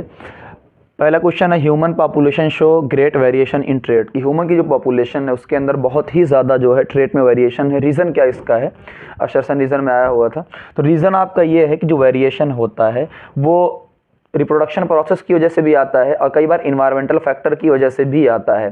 तो इसकी वजह से बहुत ही ज़्यादा क्या है वेरिएशन होता है ह्यूमन में, ठीक है ना। पहली चीज़। दूसरा, why do we say that variation are useful for survival of species over time, कि वेरिएशन यूजफुल क्यों होता है। ये क्वेश्चन और ये क्वेश्चन दोनों मैच कर रहा है, ध्यान से देखिएगा। मैं कह रहा हूँ कि वेरिएशन क्या करता है, जीन में चेंज करता है। वेरिएशन क्या करता है, जीन के अंदर चेंज करता है, और जीन के अंदर चेंज करता है तो नए नए ट्रेट निकलते हैं, और नए ट्रेट जो निकलते हैं वो जो इन्वायरमेंट चेंज हो रहा है उनमें पैर जमाने के लिए वो लोग क्या करते हैं, हेल्प करते हैं। तो adaptability toward change in environment it make organism better adapted to survival of the species, कि जो माहौल जो एनवायरनमेंट चेंज हो रहा है उसमें एडॉप्ट करने के लिए ये लोग ताकत प्रोवाइड करते हैं। तो इस वजह से क्या होता है, वेरिएशन यूजफुल होते हैं। सेम चीज़ यही है कि how does the creation of variant in species promote survival, कैसे, एग्जाम्पल के थ्रू। कि इसका कई बार कैसा होता है कि इन्वायरमेंट की कंडीशन क्या होती है, बहुत ड्रास्ट होती है, बहुत हार्श होती है, जिसकी वजह से स्पीसीज जो है वो मरने लगती हैं, ख़त्म होने लगती हैं। जैसे एग्जाम्पल दिया गया है कि एक वाटर है जिसमें बहुत सारे बैक्टीरिया रहते हैं, तो अगर पानी का टेम्परेचर अचानक से बहुत ज़्यादा बढ़ जाए तो सारे के सारे बैक्टीरिया क्या हो जाएंगे, मर जाएंगे, सिवाय उन बैक्टीरिया के जो पानी के यानी टेम्परेचर से रेजिस्टेंस रहेंगे, यानी जो अपने आप को हीट में रहने के लिए पहले से वेरिएशन क्रिएट कर चुके होंगे, वो क्या रहेंगे, वो लोग बच जाएंगे, बाकी सारे के सारे क्या हो जाएंगे, मर जाएंगे। तो आप खुद सोचिए, जो पानी के टेम्परेचर से, यानी जो क्या करते थे आप अपने जो रेजिस्टेंस थे दो बैक्टीरिया, ठीक है ना, टेम्परेचर से, वो लोग तो बच जाएंगे। तो उनकी वजह से उनकी स्पीसीज बच गई है, कि अगर वो भी मर जाते सारी स्पीसीज खत्म हो जाती। तो इस तरीके से वेरिएशन क्या होता है, सर्वाइवल ऑफ स्पीसीज के लिए भी बेस्ट होता है, कभी भी इंडिविजुअल के लिए नहीं होता है ना। क्वेश्चन आता है कि वेरिएशन जो होता है वो बेस्ट किसके लिए होता है, इंडिविजुअल के लिए या स्पीसीज के लिए। तो स्पीसीज के लिए वेरिएशन बेस्ट होता है, ठीक है ना। क्योंकि जो इंडिविजुअल में क्या होता है, नेचर या फिर आप कह लीजिए कि समाज जो है वो अडाप्ट नहीं करता है उस चीज़ को, नए वेरिएशन को। लेकिन स्पीसीज़ के अंदर धीरे अंदर चेंजिंग होते होते होते होते नई स्पीसीज़ बन जाती है ना वेरिएशन की वजह से। तो अगला क्वेश्चन है, why an offspring of human being is not true copy of his parent, कि जो सेक्सुअल रिप्रोडक्शन में जो माँ बाप हैं, बच्चे सेम उनके कॉपी क्यों नहीं होते। सबको पता है कि क्या होता है कि जैसे एग्जांपल के तौर पे जब गेमिट का फॉर्मेशन होता है तो कुछ क्रोमोसोम क्या होता है, जिसे माँ से आए और फिर उधर से अपना फादर से आए क्रोमोसोम, बाद में इंटरमिक्सिंग होती है सारी चीज़ों की, तो उसमें जो जीन होती है मिक्स हो जाती है। और जब जीन दोनों की मिक्स हो चुकी है तो कॉपी कैसे आएंगे, कॉपी आएंगे नहीं। तो अलग स्पीसीज, अलग मतलब सेम जो है अलग जीन बन गई है ना, तो पेरेंट्स की कॉपी नहीं होंगे। हाँ, दो हाथ दो पैर सारी चीज़ें, लेकिन एग्जैक्ट कॉपी नहीं होंगे। तो उसका रीज़न यहाँ पर दिया गया है। दूसरा है कि एक ट्रेट ऐसा है जो 10% है, एक ट्रेट ऐसा जो 60% है, तो कौन पहले आया होगा। मान लीजिए क्या है, वेरिएशन आया हुआ है, वेरिएशन आता जाता है, असेक्सुअली रिप्रोडक्शन प्लांट में वेरिएशन आया है, ठीक है ना। अब खुद सोचिए, अगर वेरिएशन थोड़ा थोड़ा आता है तो 10% है, इसका मतलब अभी थोड़े दिन पहले वेरिएशन आया होगा। लेकिन जो 60% है, जो पॉपुलेशन में पहले से ही ज़्यादा है, इसका मतलब वो वेरिएशन पहले आ चुका है। तो इससे आप बता सकते हैं कि जो ए है उसका कम है, इसका मतलब अभी रिसेंटली इसके अंदर वेरिएशन आया है। जबकि बी वाला बहुत ज़्यादा है, तो ए से बहुत पहले से उसके अंदर क्या आ चुका है, वो अपना जो है इसका वेरिएशन आ चुका है। तो बी पहले आएगी, उसके बाद फिर ए आएगा। तो ये क्वेश्चन हो चुके हैं मेरी समझ से, ये सारे बहुत इंपॉर्टेंट क्वेश्चन हैं। एक बार आप जो है इसको देखिएगा, फिर हम लोग मेंडल की तरफ आगे बढ़ते हैं। देखिए, आपका सबसे फेवरेट टॉपिक है मेंडल, ठीक है ना। ये क्लास 10th का भी है और क्लास 12th का भी है, तो मैं पूरी डिटेल में इसको कवर करूँगा, ठीक है ना। तो मेंडल के बारे में बहुत सारी कहानियाँ हैं, आपके सिलेबस में इतनी ज़्यादा है नहीं, बस कुछ चीज़ें हैं मेंडल के बारे में। जैसे मैं हल्का सा इंट्रोडक्शन दे देता हूँ कि मेंडल के बारे में सब लोग जानते हैं कि मेंडल क्या थे, एक मॉन्क्स थे, है ना। कोई बहुत बड़े साइंटिस्ट अपनी ज़िंदगी में तो नहीं थे ना, बाद में डिस्कवर किए गए कि उनकी जो थॉट्स, ये जो ऑब्जर्वेशन थी, रिजल्ट थे, वो सारी चीज़ें, ठीक है ना। तो हुआ क्या, मेंडल जो है ना वर्क कर रहे थे अपने गार्डन में, ये सारी कहानी आप लोगों को पता होगी, तो मैं सिर्फ काम की बातें करूँगा। हाँ, इतनी चीज़ें मैं कहूँगा कि जब मेंडल ने वर्क शुरू किया था उस वक्त इलेक्ट्रॉनिक माइक्रोस्कोप यानी माइक्रोस्कोप की डिस्कवरी नहीं हुई थी। क्रोमोसोम जो विजिबल था वो देखा नहीं गया था, यानी क्रोमोसोम की यूं कह लीजिए कि खोज नहीं हुई थी। तो मेंडल ने जो भी नियम दिए थे वो नियम इन दोनों चीज़ों से परे थे, यानी क्रोमोसोम की बात नहीं करेंगे, उस वक्त तक विजिबल था नहीं, और फिर जो है इलेक्ट्रॉनिक माइक्रोस्कोप था नहीं। तो मेंडल ने एक पूरा डाटा एनालिसिस किया और फिर उस पर अपनी थ्योरीज ऑब्जर्वेशन दी। तो उसके लिए हम लोग आगे बढ़ते हैं, देखेंगे क्या होता है। सबसे पहले मेंडल ने क्या किया, हाइब्रिडाइजेशन एक्सपेरिमेंट किया। एक्सपेरिमेंट 7 सालों तक किया था, 1856 से 1863 तक किया था, ठीक है ना। नीट में क्वेश्चन एक बार आया है, 7 ईयर उसने किया, ठीक है ना। किस पे किया था, पी प्लांट पे। पी प्लांट का मतलब पाइसम सटाइवम। अब कुछ चीज़ें इसमें ये भी बता देता हूँ, ये इसका जेनेटिकल नाम होता है। पहला कैपिटल लेटर क्या होता है, बड़ा, और सेकंड पार्ट में क्या होता है, ये छोटा होता है। तो इसलिए मैंने कोई ये ना कहे कि ये आपने बड़ा क्यों नहीं लिखा, तो एक तरीका होता है लिखने का। इसका 2n इज डिप्लॉयड होता है, तो 2n इज इक्वल टू 14। तो जो हम प्लांट की बात करते हैं तो प्लांट हमेशा क्या होता है, डिप्लॉयड होता है। जब हम ऑर्गेनिज्म की बात करते हैं वो क्या होते हैं, डिप्लॉयड होते हैं। इसलिए 2n इज इक्वल टू 14। तो ये जो कॉन्सेप्ट बता रहा हूँ फालतू का नहीं बता रहा हूँ, आगे यूज होगा। बाइसेक्सुअल होते हैं ना, बाइसेक्सुअल का मतलब क्या होता है कि उनके अंदर क्या आता है, एंडोसियम और गाइनोसियम दोनों प्रेजेंट होते हैं, ये आप लोगों ने पढ़ा होगा। अच्छा, ये मेंडल जिसे मान लीजिए पी प्लांट ही क्यों यूज़ किया, कि मेंडल ने पी प्लांट ही क्यों यूज़ किया ना, तो उसका कुछ रीज़न है जो दिया गया है। पहला रीज़न क्या है, ये एनुअल होते हैं, कि लाइफ साइकिल क्या है, 2 से 3 महीने में रिपीट हो जाती है। शॉर्ट लाइफ साइकिल होती है, तो इससे क्या फ़र्क पड़ता है, हम जल्दी जल्दी चीज़ों कर सकते हैं। मान लीजिए कोई ऐसा प्लांट होता है साल में एक बार उगता, तो एक बार जब तक वो उगता उससे एक्सपेरिमेंट कराते, फिर 1 साल का वेट करना पड़ता, ऐसे 2 से 3 महीने का वेट करना पड़ता, फिर दूसरी फसल आ जाती है, ठीक है ना। तो शॉर्ट लाइफ साइकिल है कि कई सारी जनरेशन को हम स्टडी कर सकते हैं एक ही साल के अंदर। उसके बाद नेचुरल या फिर सेल्फ पॉलिनेशन या क्रॉस पॉलिनेशन है। तो सेल्फ पॉलिनेशन और क्रॉस पॉलिनेशन क्या होता है, आप लोगों ने पढ़ा होगा, ठीक है ना। एक ही फ्लावर के एक ही फूल जब आपस में क्या हो जाते हैं, एंथर जो है पॉलन एंथर पे चला जाता है, सेल्फ पॉलिनेशन, अलग अलग फूल होते हैं तो क्या हो जाता है, क्रॉस पॉलिनेशन। तो जो भी हमें डिजायर, मेंडल को जो भी चाहिए होता था दोनों हम इसमें करवा सकते थे, तो एक बेनिफिट था। अगला क्या था, मैनी कॉन्ट्रास्टिंग ट्रेट होती है, कि इसके पास कई सारी ट्रेट होती हैं, अलग अलग टाइप की ट्रेट होती हैं, अलग अलग टाइप के कैरेक्टर होते हैं। तो इसमें चॉइस ज़्यादा है, एक्सपेरिमेंट करने की जो चॉइस हमारी होती है, कई टाइप के हम एक्सपेरिमेंट कर सकते हैं। अगला क्या है, produce large number of seed, यानी सैंपल बहुत ज़्यादा होते हैं, तो इसका मतलब गुड डाटा आता है। जैसे मैं सिंपल से एक एग्जांपल दूं कि मैं जा रहा था और सड़क पे 2 लड़के मिले, मैंने एक से पूछा कोल्ड ड्रिंक पीते, उसने कहा नहीं। फिर मैंने एक और लड़के से पूछा कोल्ड ड्रिंक पीते, उसने भी कहा नहीं। क्या मैं सिर्फ इन 2 लोगों की वजह से बता सकता हूं कि सारे लोगों को कोल्ड ड्रिंक नहीं पसंद है? बिल्कुल नहीं। सैंपल साइज जब ज़्यादा लेंगे, ज़्यादा लोगों से पूछेंगे तो हाँ और नहीं का जवाब आएगा। इसी तरीके से अगर हम सैंपल साइज को बहुत ज़्यादा रखते हैं, लार्ज सीड रखते हैं, तो इससे क्या आता है, हमारा रिजल्ट क्या आता है, बहुत अच्छा आता है। तो ये चीज़ पहली चीज़ होगी।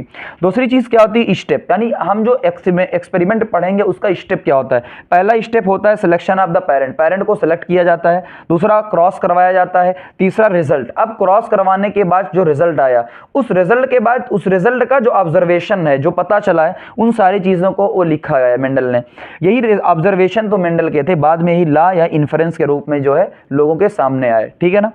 हाइब्रिडेशन एक्सपेरिमेंट आप ध्यान से देखिए। सबसे पहली चीज सिलेक्शन ऑफ द पेरेंट, पहला स्टेप क्या है, selection of the parent. P plant लिया, हाँ ठीक है, पी प्लांट लिया, 7 कैरेक्टर लिए। कितने कैरेक्टर लिए, 7 कैरेक्टर। और मैंने बताया था एक कैरेक्टर के नॉर्मली कितने जीन ट्रेट होते हैं, 2, तो इसका मतलब 14 ट्रेट हो गए। अच्छा, कैरेक्टर क्या लिया था, सबसे पहला कैरेक्टर लिया था उसने हाइट, एक कैरेक्टर है। दूसरा फ्लावर, फ्लावर में 2, एक कलर और एक फ्लावर की पोजीशन। पोड में कलर और उसका शेप, सीड में शेप और उसका कलर। तो हम कैसे याद करेंगे, एक तो हाइट हो गई, सबको पता ही होता है हाइट वाला। दूसरा FPS, फ्लावर पोड सीड, ये आपको ऑटोमेटिक याद हो जाएगा कि फ्लावर का कलर और पोजीशन, पोड का कलर और शेप, और सीड का भी शेप और कलर। अब दिमाग में एक चीज बिठा सकते हैं हम लोग कि फ्लावर का देखो कलर तो ठीक है और पोजीशन भी ठीक है, लेकिन आप बताओ सीड, क्या सीड का आप पोजीशन बता पाओगे? नहीं, उसका कलर होगा या तो शेप होगा। इसी तरीके से पोड जो नीचे वाला हिस्सा, उसका भी आप कलर बताओगे या शेप बताओगे। कुछ चीजें आप दिमाग में लॉजिकली रख सकते हो। आगे आते हैं, व्हाट इज प्योर या होमोजाइगस। तो उसने जो पेरेंट्स यूज किए थे वो प्योर पेरेंट्स यूज किए थे। बहुत इंपॉर्टेंट, हर एक बारीक पॉइंट मैं आपको बता रहा हूं, ये जेनेटिक्स है। जेनेटिक्स लाइफ बना देती है। अगर समझ में आता है ना, बहुत ज्यादा खुशी होती है, एक अलग से फील आता है कि हमें कुछ अलग चीजें आ गई। और अगर रट्टाफिकेशन वाले हैं भाई, तो फिर रट्टाफिकेशन आप कहीं से भी कर सकते हैं, बुक में भी लिखी हुई है। तो सबसे पहली चीज, पेरेंट्स उसने कैसा यूज किया, प्योर। अच्छा, प्योर का मतलब क्या होता है, एकदम से शुद्ध प्योर। इसका मतलब एग्जांपल, ये मैंने टॉल लिया, टॉल का आपस में सेल्फिंग करवाया, यानी टॉल को टॉल से क्या करवाया है, सेल्फिंग करवाई है, फिर से क्या आया tall, T T tall, T T tall, यानी बार बार सेल्फिंग करवाने पर क्या मिल रहा है, सेम कैरेक्टर मिल रहा है, टॉल टॉल टॉल। तो ये क्या होते हैं आपके एकदम प्योर। तो वही चीज मैंने लिखी, repeated selfing give similar trait inheritance, ये जितनी बार कितनी बार भी इनको रिपीट कर लो ये क्या रहेंगे, टॉल है टॉल है टॉल है। डॉर्फ होता तो dot dot dot dwarf dwarf होता, तो ये क्या होते हैं अपने प्योर होते हैं। आइए आगे बढ़ते हैं, कितने कैरेक्टर यूज किए थे, 7 कैरेक्टर। अब इस कैरेक्टर में क्या है ना, मैंने बताया 2 ट्रेट होते हैं, तो एक ट्रेट डोमिनेंट होगा, एक ट्रेट रिसेसिव होगा। अच्छा, डोमिनेंट और रिसेसिव के बारे में क्या ख्याल है आपका, तो मैं सिंपल सी चीज बता देता हूं कि जैसे मान लीजिए ये 1 2 है ना, ये आपका ये 2 चीजें हैं, चलो 2 मार्कर मान लेते हैं, ये 2 है। अगर ये 2 ट्रेट है, ठीक है, 2 ट्रेट है, एक डोमिनेंट है एक रिसेसिव। इसका मतलब क्या है, अगर इस वाले ने इस नीले वाले ने इसको पछाड़ दिया, पछाड़ देने ये अपने आप को शो कर गया, मतलब ये डोमिनेंट है तो ये क्या हो जाएगा, रिसेसिव हो जाएगा, ठीक है ना बात। तो एक जो अपने आप को शो कर ले जाएगा, जो बहादुर बन जाएगा, जो सामने आएगा, वो क्या रहेगा अपना डोमिनेंट। जो छिप जाएगा, जिसको ढकेल दिया जाएगा, जिसको गिरा दिया जाएगा, ठीक है ना, उसको सामने नहीं आने दिया जाएगा, वो क्या होगा आपका रिसेसिव। कैसे याद करेंगे, FPS से। अब इसमें भी आप लॉजिक लगा सकते हैं, प्लांट हाइट में टॉल और ड्वार्फ में भाई कौन सामने आएगा, कौन मजबूत आएगा, टॉल वाला। फ्लावर कलर का, अच्छा फ्लावर सबको दिमाग लगाइए, एक वायलेट है एक वाइट है। अब दिमाग लगाइए, फ्लावर कैसा होना चाहिए, कलरफुल होना चाहिए, इसका मतलब वायलेट क्या होता है आपका, डोमिनेंट हो जाएगा, वाइट एक नॉर्मल सा, ठीक है ना। फ्लावर की पोजीशन ये एक्सियल होती है और ये टर्मिनल होती है, तो ये देख लो एक्सियल का मतलब यहाँ बीच में, टर्मिनल का मतलब ऊपर, तो ये बीच वाली अच्छी लगती है, तो बीच वाली देख लो, यहाँ फूल साइड साइड में, यहाँ से फूल ऐसे निकला रहे अच्छा लगेगा, ये ऊपर फूल निकला रहता है नहीं अच्छा लगता थोड़ा सा ना, तो ये अच्छा लगेगा एक्सियल वाला। पॉड की शेप कैसी, स्मूथ, स्मूथ देख लीजिए गोल गोल, और ये कंस्ट्रिक, ये सिकुड़ी, तो सिकुड़ी हुई अच्छी नहीं लगेगी, कैसी अच्छी लगेगी, स्मूथ वाली। पॉड कलर कैसा होता है, ग्रीन और येलो, तो ग्रीन वाला हरा हरा अच्छा लगता है। सीड शेप कैसा होना चाहिए, राउंड गोल गोल होना चाहिए, रिंकल नहीं होना चाहिए कि रिंकल है सिकुड़ा मिकुड़ा है, ये नहीं होना चाहिए। अब एक चीज बचती है आपकी, सीड कलर कैसा होना चाहिए, सीड कलर कैसा होना चाहिए। तो इसका जो मैंने अपना ट्रिक बनाया था वो क्या था आपका, सीड कलर SYG, साइज, यानी सीड कलर जो Y वाला होगा क्या डोमिनेंट होगा, पहले हमने डोमिनेंट लिखा फिर रिसेसिव, तो जो Y वाला होगा वो डोमिनेंट होगा और G वाला क्या हो जाएगा, रिसेसिव होगा। इसी का उल्टा कर दीजिए, इसी का उल्टा कर देंगे, यहाँ येलो है तो यहाँ ग्रीन आ जाएगा पोर्ड कलर में, तो पोर्ड कलर में उल्टा कर दीजिए। तो ये आप लॉजिकली बहुत सारी चीज़ों को सोच सकते हैं, ठीक है ना। एक बार मैं बता देता हूँ फिर से एक बार, आपको कैसे याद रखना है लॉजिकली एक बार देख लीजिए। प्लांट हाइट कैसी होनी चाहिए, टॉल होनी चाहिए, मतलब वो डोमिनेंट अच्छा है, अच्छा। फ्लावर कैसा होना चाहिए, कलरफुल होना चाहिए, वायलेट है। फ्लावर की पोजीशन कैसी होनी चाहिए, साइड साइड में से निकला हो, एक्सियल वाला। पोर्ट कैसा शेप होना चाहिए, स्मूथ भाई अच्छा खासा शेप होना चाहिए। और फिर आपका सीड का शेप कैसा होना चाहिए, राउंड होना चाहिए। ये ट्रिक से मैंने याद करवा दिया। साइज, सीड कलर कैसा होना चाहिए, वायलेट, तो सॉरी सीड कलर कैसा होना चाहिए, येलो, तो इसका मतलब जो है पोर्ट कलर कैसा होना चाहिए, ग्रीन, दोनों अपोजिट होते हैं। तो पढ़ के सुना देता हूँ। Mendel select 14 true breeding P plant variety, तो मेंडल ने कितनी ब्रीडिंग वेराइटी सेलेक्ट की, 14। तो 7 कैरेक्टर है, हर कैरेक्टर के 2 ट्रेट हैं, टोटल कितने हो गए, 14। Pair which were similar except for one, गए सारे के सारे क्या है भाई, ठीक है, हर एक आपस में सिमिलर है सिवाय एक्सेप्ट 1 कैरेक्टर। 1 कैरेक्टर का मतलब क्या, प्लांट हाइट में एक टॉल है एक डॉर्फ है, फ्लावर कलर में एक वायलेट एक वाइट है, बाकी क्या है, सिमिलर है। अच्छा, ये चीज़ में क्वेश्चन 3 मैंने क्वेश्चन लिखा है, बहुत इंपॉर्टेंट है, बहुत ध्यान से सीखिएगा। क्लास 12 वालों का ज़्यादा है, क्लास 10 वाले छोड़ भी सकते हैं, बस समझ लेंगे तो आपको मज़ा आ जाएगा। आइए, which allele represent dominant trait of plant height, कि प्लांट हाइट की डोमिनेंट कौन सा है, प्लांट हाइट की डोमिनेंट ट्रेट कौन सी है। तो डोमिनेंट देखिए टॉल है, टॉल को रिप्रेजेंट हमने किया बड़े टी से और डॉर्फ को छोड़। तो आप सबसे पहले चीज़ देखिए, बड़े टी का मतलब क्या है, या तो ये आएगा, देखो ये टॉल नहीं आएगा। हमने क्या पूछा है आपसे, हमने आपसे पूछा है डोमिनेंट एलील। एलील क्या मैंने पूछा, जीनोटाइप। एलील मैंने पूछा था, एलील क्या होता था, जीन, यानी हमने जीनोटाइप पूछा है, जबकि टॉल क्या होता है, एक्स फिनोटाइप, तो ये तो नहीं होगा। हमने डोमिनेंट पूछा है, डोमिनेंट पूछा है, इसका मतलब ये नहीं होगा, या तो ये होगा या तो ये होगा। अब खुद सोचिए इन दोनों में से कौन सही होगा, एक 2 दिया डिप्लॉयड और एक क्या दिया सिंगल, तो मैंने एलील पूछा है, एलील। और जब हमने बात की थी, हमने क्या कह रहे थे, एलील का मतलब होता है एक जीन, एक एलील एक जीन, तो कौन सा ट्रू हो जाएगा, इसका मतलब ये, क्योंकि एक जीन है तो ये वाला ट्रू हो जाएगा। दूसरा, represent genotype of tall, tall का जीनोटाइप क्या होता है, तो देख लीजिए, एक ये टॉल का क्या होता है, टी टी और टी टी, ये टी। तो कुछ लोग सोचेंगे कि बहुत ऑप्शन ए एंड बी, ये तो नहीं होगा कि डॉर्फ का है, कुछ लोग सोचेंगे कि ये दोनों है। खुद सोचिए, मैंने पहले ही बोला था जितने भी हम प्लांट लेते हैं वो क्या होते हैं, डिप्लॉयड होते हैं, जबकि ये कौन सा दिया है, ये एक दिया है, इसका मतलब ये क्या है, हैप्लॉयड है। जबकि आपने टॉल की बात की है, टॉल का मतलब एक ऑर्गेनिज्म, एक प्लांट, और प्लांट कैसे होते हैं, डिप्लॉयड, इसका मतलब कौन सा सही होगा, ये आपका टी और टी वाला सही होगा। ठीक, दूसरी चीज, ग्रीन पोर्ट, अच्छा ग्रीन पोर्ट क्या है आपका, यहां से देख सकते हैं जो आपका ग्रीन है पोर्ट, पोर्ट कलर ग्रीन क्या है, ग्रीन डोमिनेंट है, ग्रीन क्या है, डोमिनेंट है। इसका मतलब डोमिनेंट में कौन कौन सा है, बड़ा कैपिटल जी आएगा, कैपिटल जी, ठीक है ना, कैपिटल जी आएगा। तो अब बताइए कैपिटल जी में से कौन सा आपका सही होगा, तो ये हम आसानी के साथ देख सकते हैं। जब हम डिप्लॉयड की बात करेंगे तो हमारा कौन सा सही होगा, यही वाला हमारा सही हो जाएगा, ठीक है ना। तो ये चीजें हैं, बाकी हम लोग आगे बढ़ते हैं।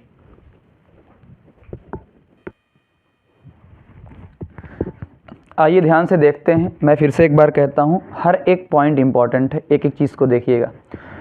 हमने सबसे पहले क्या हमने किया, क्रॉस, क्रॉस, ठीक है ना, क्रॉस किया है किसको, टॉल को डॉर्फ को। ट्रू ब्रीडिंग है, पहले ही बताया है, प्योर है, प्योर बता दिया। पेरेंट्स हमने कैसा लिया था, प्योर, तो एक टॉल लिया है, एक डॉर्फ लिया है ना। सबसे पहले ध्यान से देखेंगे, हमने टॉल और डॉर्फ को क्या करवाया है, क्रॉस, क्रॉस करवाया। तो हमने क्या, मेंडल ने क्या देखा कि सारे के सारे क्या है, टॉल, तो F1 जनरेशन, इसको फिलियल 1 बोला जाता है, ठीक है ना, बस। तो F सारे के सारे क्या आए हैं, टॉल। उसके बाद क्या करवाया गया है, सेल्फिंग। तो एक चीज़ यहाँ पर अच्छे से और लिख लीजिएगा कि जो पहली होगी वो क्या होगी, क्रॉस होगी, बाकी सारे के सारे क्या होंगे, आपके सेल्फिंग होंगे, ठीक है ना। इतनी ज़रूरत नहीं पड़ेगी, लेकिन पहला क्रॉस होता है, उसके बाद का सारा सेल्फिंग होता है। तो अब जब सेल्फिंग करवाई गई तो देखा गया कि टॉल और डॉर्फ दोनों मिले, क्या मिले, F2 जनरेशन में दोनों मिले, और दोनों एक रेशियो में मिले। और किस रेशियो में, 3 और 1 के रेशियो में। यानी अगर ये 3 है तो ये 1 है, ये 3000 है तो ये 1000 है, या ऐसे भी लिख सकते हैं 3/4 और 1/4। तो सबसे पहली चीज नोट, पहला F1 जनरेशन में जो फिनोटाइप है वो क्या मिला है, 1 टॉल, यानी फिनोटाइप कैसा मिला है, टॉल। अभी हम जीनोटाइप की बात नहीं कर रहे हैं, ठीक है, फिनोटाइप। F2 जनरेशन में टॉल भी मिला है, डॉर्फ भी मिला है, तो फिनोटाइप कितना मिला है, 2, टॉल और डॉर्फ। रेशियो क्या है, 3:1 का, ठीक है ना। आगे ऑब्जर्वेशन क्या है, ऑब्जर्वेशन मेंडल का जो ऑब्जर्वेशन है, तो हमने पहले सिलेक्ट किया, फिर क्रॉस किया, अब ऑब्जर्वेशन पर हम लोग पहुंच रहे हैं। तो ऑब्जर्वेशन पहला क्या है कि जो F1 जनरेशन ने completely resemble any of the parent, कि जो आपकी F1 जनरेशन होगी इन दोनों पेरेंट्स में से किसी न किसी में 100% रिसेंबल करेगी, मैच करेगी। तो देख लीजिए टॉल और डॉर्फ, और यहाँ भी क्या है, टॉल, तो ये टॉल और ये टॉल क्या है, आपस में मैच कर रहे हैं, ठीक है।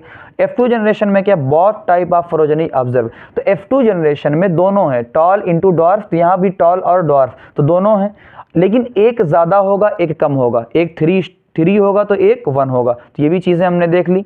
फिर इन्फरेंस क्या निकाला, यानी इन सब चीज़ों से कंक्लूजन क्या निकाला गया, क्या मतलब निकाला गया। पहली चीज़ कि कुछ ना कुछ तो है, मेंडल ने सोचा कुछ ना कुछ तो है जो बिना बदले, कुछ ना कुछ है जो बिना बदले क्या है, चेंज हो रहा है, यानी बिना बदले पास हो रहा है पेरेंट्स से ऑफस्प्रिंग में। कुछ ना कुछ ऐसी चीज़ें तो हैं जो बिना बदले जो है पास हो रहा है, तभी तो हो रहा है। देखिए टॉल इंटू डॉर्फ, पहले टॉल आया और फिर क्या है, डॉर्फ आ गया। डॉर्फ जो बीच में छुप गया था F1 में, वो फिर से आ गया। इसका मतलब कोई ना कोई चीज़ है जो बिना बदले आगे प्रोजेनी में जा रही है, ठीक है ना।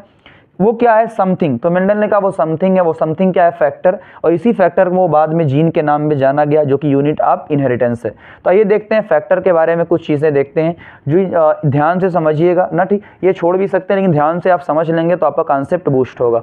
ये मैंने लिया टॉल और ये मैंने लिया आपका डॉर्फ, मैंने इसके 2 फैक्टर लिए, 2, एक ये T एंड T, 2 एलील, इसके भी मैंने T और T कलरफुल मैंने ले लिए ताकि आप, तो पहला हमने क्रॉस करवाया, क्या आया, टॉल। अब खुद सोचिए, यहाँ से एक उठाकर हमने कहाँ, यहाँ ले आया, यहाँ से एक उठाकर कहाँ ले आए, यहाँ पर ले आए। तो पहली चीज़ यहाँ पर देखिएगा, what is the factor, factor occur in pair. Factor किसमें ऑकर करते हैं, पेयर। देख लीजिए 2 ये हैं, 2 ये हैं, 2 ये हैं, तो फैक्टर किसमें ऑकर करते हैं, पेयर में। पहली पॉइंट क्लियर हो गई। यहाँ पर मिक्सिंग नहीं होती, यहाँ पर मिक्सिंग नहीं होती, अभी आगे यूज होगा। क्या मतलब इसका, कि मिक्सिंग नहीं होगी। दूसरा, out of pair only 1 factor pass into offspring. तो ये कहा गया कि इन दोनों, पहली चीज तो क्या होते हैं कि फैक्टर जो है पेयर में होते हैं। दूसरा, इन जो पेयर में से कोई ना कोई एक आता है, तो खुद देख लीजिए इन दोनों में से कोई एक आया है, इन दोनों में से कोई एक आया है, यानी पेयर में से कोई एक ही आगे पेरेंट से आगे बढ़ता है। जैसे X और Y में से कोई एक आगे बढ़ता है ना ह्यूमन के अंदर, वही सेम चीज़ क्या है हम लोग यहाँ देख सकते हैं। तो पहले ये आया था ह्यूमन वाला, तो बाद में अभी हम लोग पढ़ेंगे, तो हम इसके अकॉर्डिंग समझ सकते हैं कि हमने ऑलरेडी पढ़ चुके हैं वो सारी चीज़ें ना, जानते होंगे। पहली चीज, ये पेयर में है, ये भी पेयर में है, हो गया, ये भी पेयर में है। इसका एक आया, इसका भी क्या आया 1, तो दूसरा पॉइंट क्लियर हो गया। तीसरी चीज क्या है, जब हमने इसकी क्या करवा दी है अपना फिर से है ना कि टी एंड टी को हमने क्या करवा दिया, सेल्फिंग करवा दी कि ये टी एंड टी और फिर ये हमने टी एंड टी ले लिया। तो हमने देखा था कि 3:1 के रेशियो में टॉल टॉल टॉल और लास्ट में क्या आ रहा था, डॉर्फ आ रहा था। अब खुद सोचिए, या मैंने 2-3 चीजें बताई हैं अच्छे से, ये टी तो ये भी टी, ये पूरा का पूरा क्या है टी, यहां से एक आया यहां से एक आया, देखो ये एक टी बड़ा टी एक छोटा टी, दोनों कलर, यहां दोनों कलर, और यहां पर क्या है आपका डॉर्फ में, यानी ये पूरा का पूरा क्या आ चुका है colour.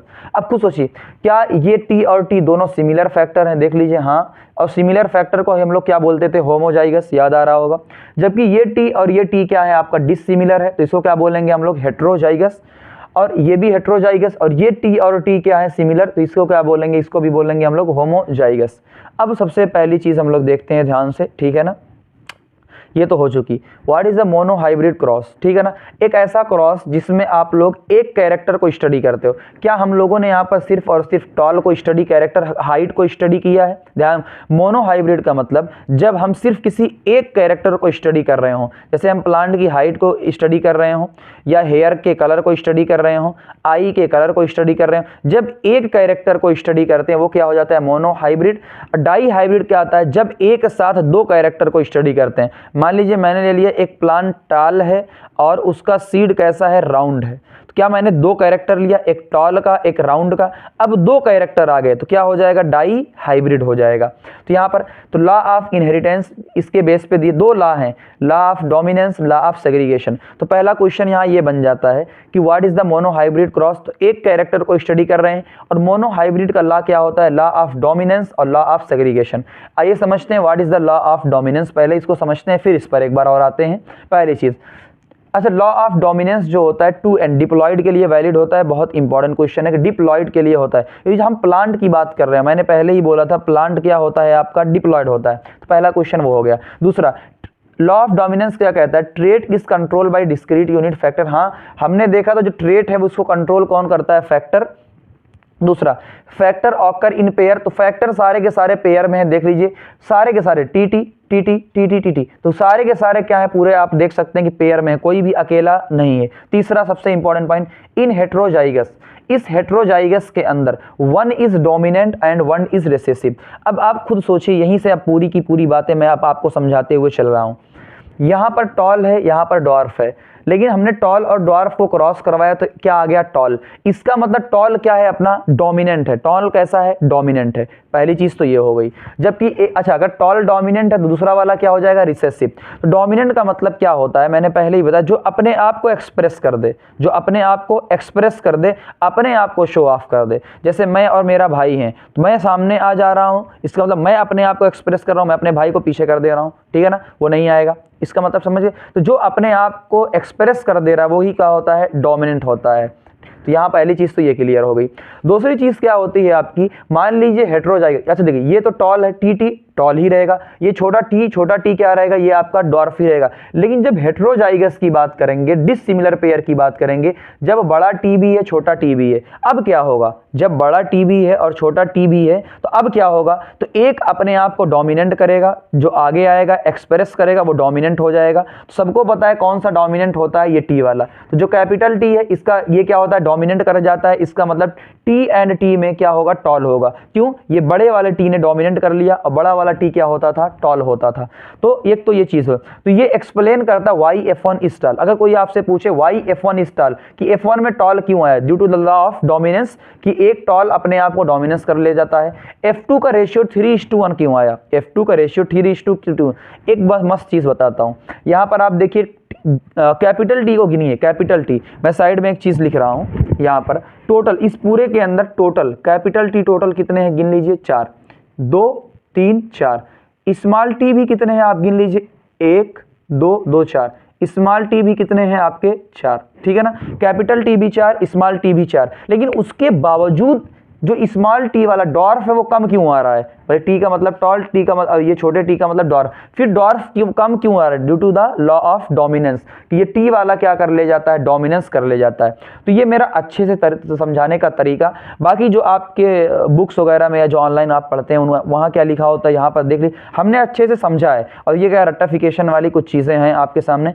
When an inherited pair of two allele is heterozygous, तो वो कहना ये चाहते हैं डायरेक्ट, देखो मैंने आपको पूरा समझाया है, मैं ऐसा नहीं कर रहा, मैं किसी को जो किसी पर कमेंट नहीं कर रहा हूँ, बस ये मैं कह रहा हूँ कि जेनेटिक्स क्या समझने वाली चीज़ है। आप समझ लेंगे तो पूरी माइंड में आपके हर एक चीज़ लाइन बाय लाइन घुस जाएगी। और अगर रटेंगे तो मैं समझता हूँ जेनेटिक्स रटने वाली चीज़ होती ही नहीं है, कभी आप आगे अच्छे क्वेश्चन की तरफ नहीं बढ़ पाएंगे। ठीक है ना? सिर्फ नंबर लाना इंपॉर्टेंट नहीं होता है, आपको समझना भी इंपॉर्टेंट होता है। साइंस है ये, आगे की लाइफ में काम आता है। ध्यान से समझिए, ये मैंने पूरा समझाया। फिर ये जो आपके यहाँ लिखा मिल जाएगा, आप कहीं भी पढ़ेंगे बुक्स वगैरह में ये लिखा मिल जाएगा, when an inherited pair of two allele is heterozygous, तो वही मैंने बताया ये इनहेरिट हो रहे हैं, इनहेरिट हो रहे हैं, इनहेरिट हो रहे हैं। तो ये क्या है? हेट्रोजाइमस है, डिसिमिलर पेयर है।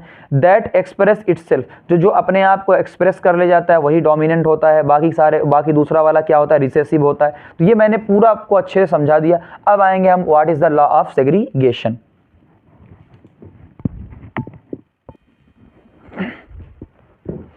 आइए एक इंपॉर्टेंट लॉ की तरफ आते हैं, लॉ ऑफ सेग्रीगेशन। बहुत मुश्किल आती है बच्चों को, तो यहाँ समझिएगा।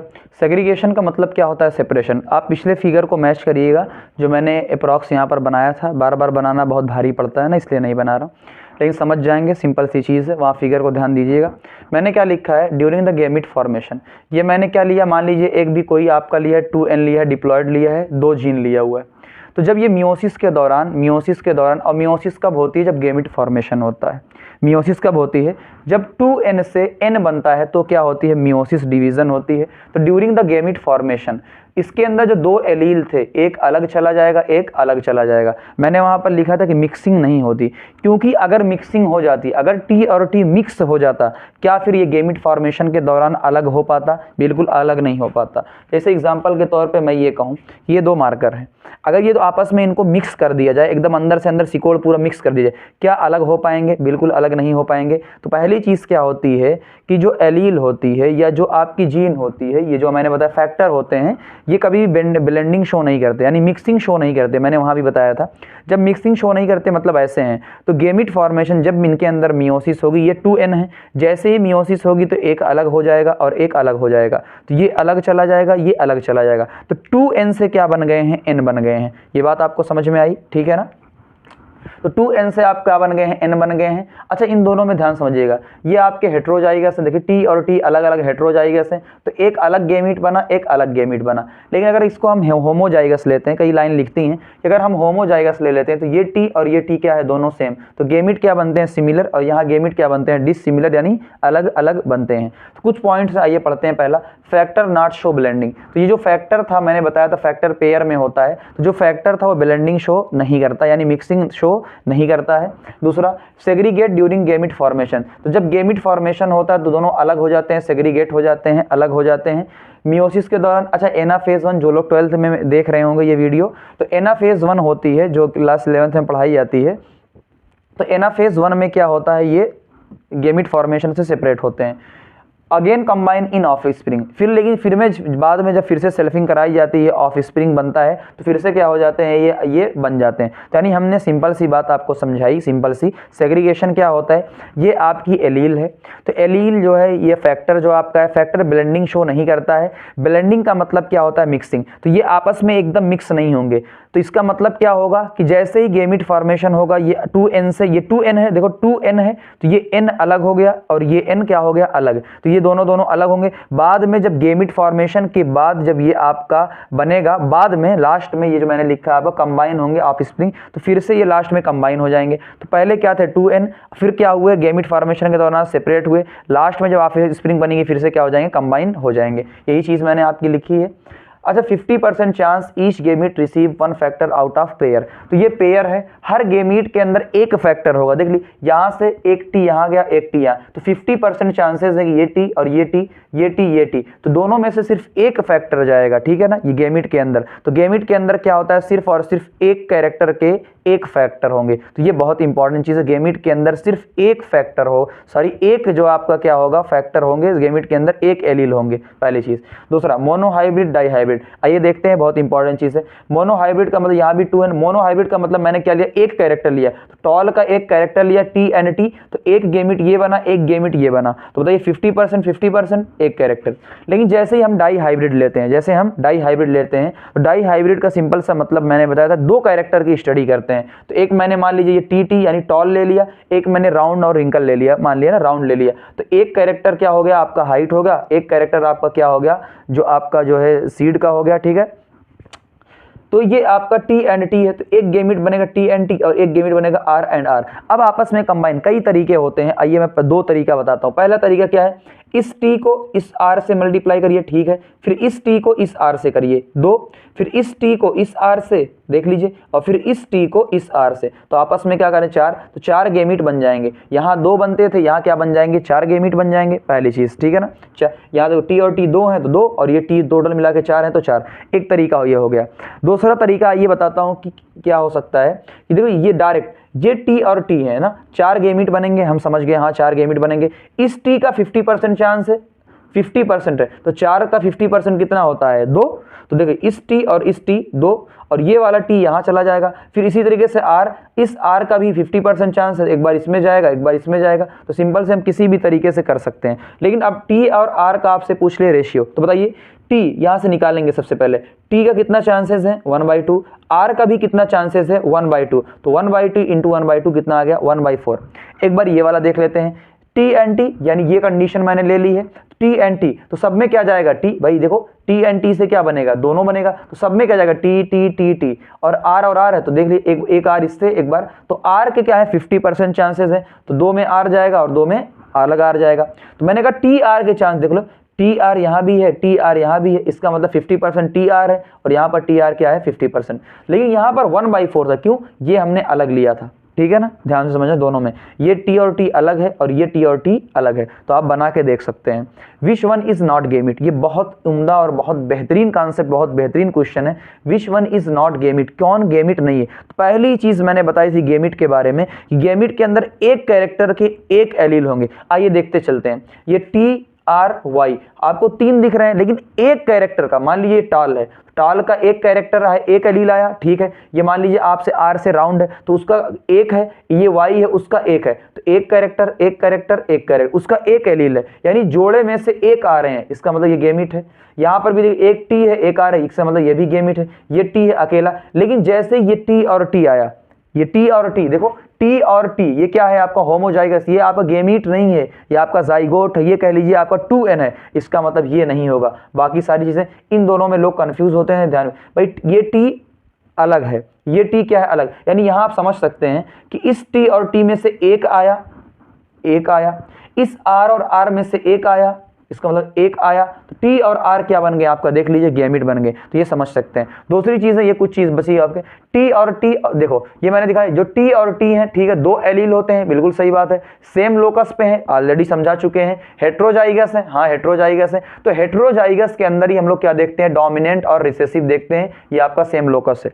लेकिन इसमें डोमिनेंट और रिसेसिव हम लोग नहीं देखते, रीजन ये T एंड R ये हेट्रोजाइगस नहीं है, ये अलग अलग लोकस पे, T अलग लोकस पे है, R अलग लोकस पे है, तो ये दो अलील तो हैं लेकिन डिफरेंट लोकस पे हैं, तो जो डिफरेंट लोकस पे होते हैं उन्हें हम कभी भी हेट्रोजाइगस या होमोजाइगस नहीं बोल सकते, ठीक है ना, ये इंपॉर्टेंट थी। अच्छा, कुछ लोग सोचते होंगे सर इतना सारा कुछ हो गया, आपने वो डब्बा वब्बा नहीं बनाया, वो डब्बे बनते थे ना, डब्बे वब्बे नहीं बनाया आपने। भाई एक चीज मैं क्लियर बता दे रहा हूं, जैसा भी आप लोग पढ़ते हैं जहां भी पढ़ते हैं डब्बा बनाकर, मेंडल ने कभी भी डब्बा नहीं बनाया। मेंडल ने, मेरी बात से हो सकता है कुछ लोग समझते हो मैंने गलत बोला, नहीं, आप क्लास 12 की एनसीईआरटी उठाइएगा, मेंडल के चैप्टर में जाइएगा, आपको राइट पेज पे लिखा हुआ मिल जाएगा जहां एक डब्बा बना हुआ है, वहां आरसी पन्नेट, एक साइंटिस्ट थे आरसी पन्नेट, ब्रिटिश साइंटिस्ट थे, अप्रॉक्स 1932 में जो है उन्होंने किस चीज की खोज की, पन्नेट स्क्वायर बनाया था। यही सेम एक्सपेरिमेंट जो मेंडल वाला उन्होंने करके उसको एक डब्बे के फॉर्म में अरेंज कर दिया था, तो मेंडल ने नहीं बनाया था। मे भी आपको आपके टीचर पढ़ाते हो,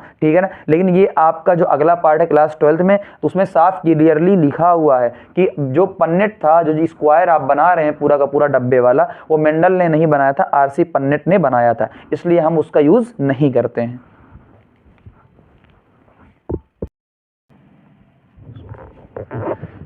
ये कुछ पॉइंट्स लिखे हुए हैं, अब तक तो आपको सारी चीज़ें पता ही चल गई होंगी, है ना। तो हम लोग देखते हैं, इसलिए मैंने आपको रटवाया नहीं था ना, बस समझाया था। आइए देखते हैं होमोजाइगस क्या होता था। तो मैंने बताया था एक ही लोकस के ऊपर, एक ही लोकस, यानी ये दोनों एक ही लोकस के ऊपर क्या है, दोनों पॉइंट सेम है। तो देख लीजिए टी और टी क्या है, सेम। टी और टी क्या है, सेम है। तो इसका मतलब होमो, दोनों के दोनों क्या है, सेम।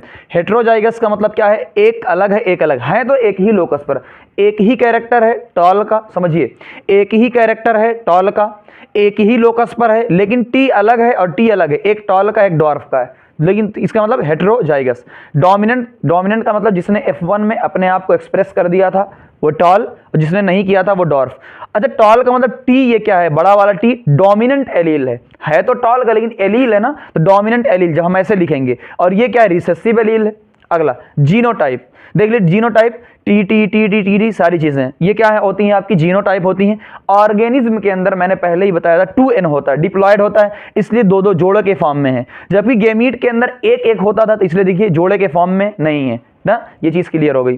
फिनोटाइप क्या होता है, सिर्फ ऑर्गेनिज्म का हो सकता है, टॉल या डॉर्फ, आप किसी भी गेमीट का फिनोटाइप नहीं बताते हैं। ये चीज क्लियर, ठीक है। ये क्वेश्चन बहुत अच्छा क्वेश्चन, विच इज डिप्लॉयड, ध्यान से समझिएगा, बहुत अच्छा क्वेश्चन है। 2 फैक्टर ऑफ डिफरेंट लोकस। दो डिप्लॉयड क्या होते हैं, सिंपल सी कहानी मैंने बताई थी। डिप्लॉयड क्या होते हैं आपके, कि एक ही लोकस पे आपके क्या हो, 2 जीन हो, एक ही लोकस पे होने चाहिए। तो क्या है, 2 फैक्टर, ठीक है, 2 फैक्टर सब में कॉमन है। डिफरेंट लोकस नहीं भाई, देख लो, डिफरेंट लोकस यानी टी अलग हो, आर अलग हो, तो ये कभी भी आपका डिप्लॉयड नहीं होता, ये क्या होता है, हैप्लॉयड। डिफरेंट कैरेक्टर यानी एक टॉल का है, एक मान लीजिए राउंड का है, तो ये भी नहीं हो सकता।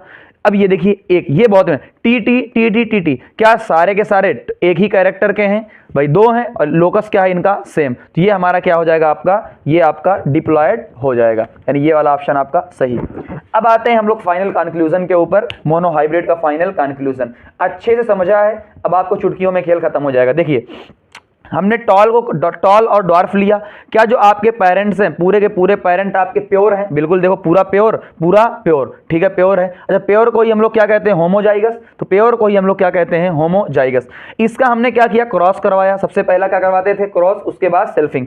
जैसे ही क्रॉस करवाया हमें क्या मिला, टॉल। टॉल क्यों मिला, लॉ ऑफ डोमिनेंस, है ना, टॉल मिला, लेकिन ये कैसा, टी टी, ये कैसा था, टी और टी, यानी हाइब्रिड था, तो यानी F1 में क्या मिलेगा, हाइब्रिड। अरे हाइब्रिड का मतलब क्या है, हेट्रोजाइगस। यहाँ फिनोटाइप क्या है, एक, देखिए टॉल है। जीनोटाइप भी क्या है, टी और टी, तो जीनोटाइप भी क्या है, एक, यानी हाइब्रिड है, ठीक है।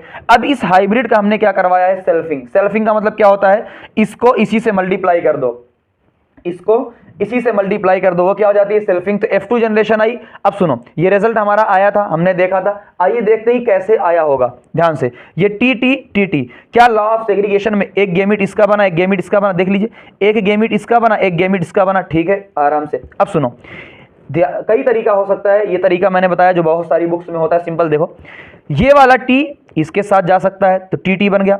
ये वाला टी इसके साथ जा सकता है, ठीक है, 2 बन गया। फिर ये वाला टी इसके साथ जा सकता है, फिर ये वाला टी इसके साथ जा सकता है। तो मैंने सारा क्रॉस बना के दिखा दिया आपको, यही सेम चीज यहां पर उतार दी है। तो 3 टॉल आए हैं, एक डॉर्फ आया है, बात समझ में आई ना, क्यों आया ऐसा। तो ये टॉल और ये टी टी डॉर्फ, ये वाला मैंने बताया था आपको, टी और टी में जब हेट्रोजाइगस होता है, एक अपने आप को डोमिनेट कर लेता है, तो इसमें टी वाले ने डोमिनेट कर लिया, तो टॉल है। तो F2 में फिनोटाइप कितना आया आपका, देख लिए फिनोटाइप, एक टॉल आया और एक डॉर्फ आया, ठीक है। रेशियो कितना आया, ध्यान से सुनिएगा बहुत। फिनोटाइप का जब नंबर पूछेगा तो वो कितना आएगा, 2, लेकिन जब आपसे पूछेगा कितने रेशियो में आया, देख लिए टोटल क्या है, 4, तो एक 3/4 है और एक क्या है, 1/4, तो रेशियो क्या है, 3:1।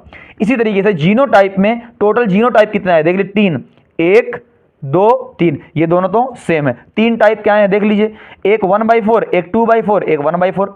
अच्छा 1/4 क्यों लिख रहे हैं हम लोग, देखो टोटल क्या है 4, उसमें से एक तो 1/4, ये 2/4 क्यों है, ये और ये क्या है, दोनों देख लो सेम है, 2/4। रेशियो कितना आएगा, 1:2:1, पहली चीज, ठीक है ना। अच्छा एक चीज में भूल गए थे, डिफरेंस मोनोहाइब्रिड में और डाई हाइब्रिड में। अच्छा मोनोहाइब्रिड में क्या होता है, एक ही लोकस पर एक कैरेक्टर होता है, 1 लोकस 1 कैरेक्टर। जैसे यहां पर हमने सिर्फ क्या लिया है, टॉल, प्लांट की हाइट लिया है, जिसमें टॉल एंड डॉर्फ आए। आइए डाई हाइब्रिड में आते हैं। डाई हाइब्रिड का मतलब क्या होता है, 2 लोकस होंगे। अरे भाई 2 लोकस होंगे तो 2 कैरेक्टर होंगे। जैसे प्लांट हाइट एक कैरेक्टर है, सीड शेप एक कैरेक्टर है। प्लांट हाइट टॉल और dwarf, seed shape round and wrinkle. जबकि यहां पर सिर्फ हम लोग किसकी बात कर रहे थे, प्लांट हाइट की बात कर रहे थे। यहां दो कैरेक्टर की स्टडी करेंगे। आइए देखते हैं हमने क्या पेरेंट्स को लिया है, टॉल और राउंड, ड्वार्फ एंड रिंकल।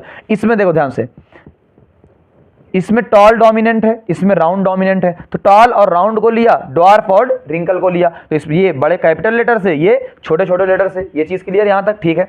हमने सबसे पहले क्रॉस करवाया तो हमें क्या मिला, F1 में टॉल और राउंड मिले होंगे, जाहिर सी बात है जो डोमिनेंट होंगे वही मिलेंगे। तो टॉल और राउंड मिले, कैसे, TTRR, हाइब्रिड मिलते थे।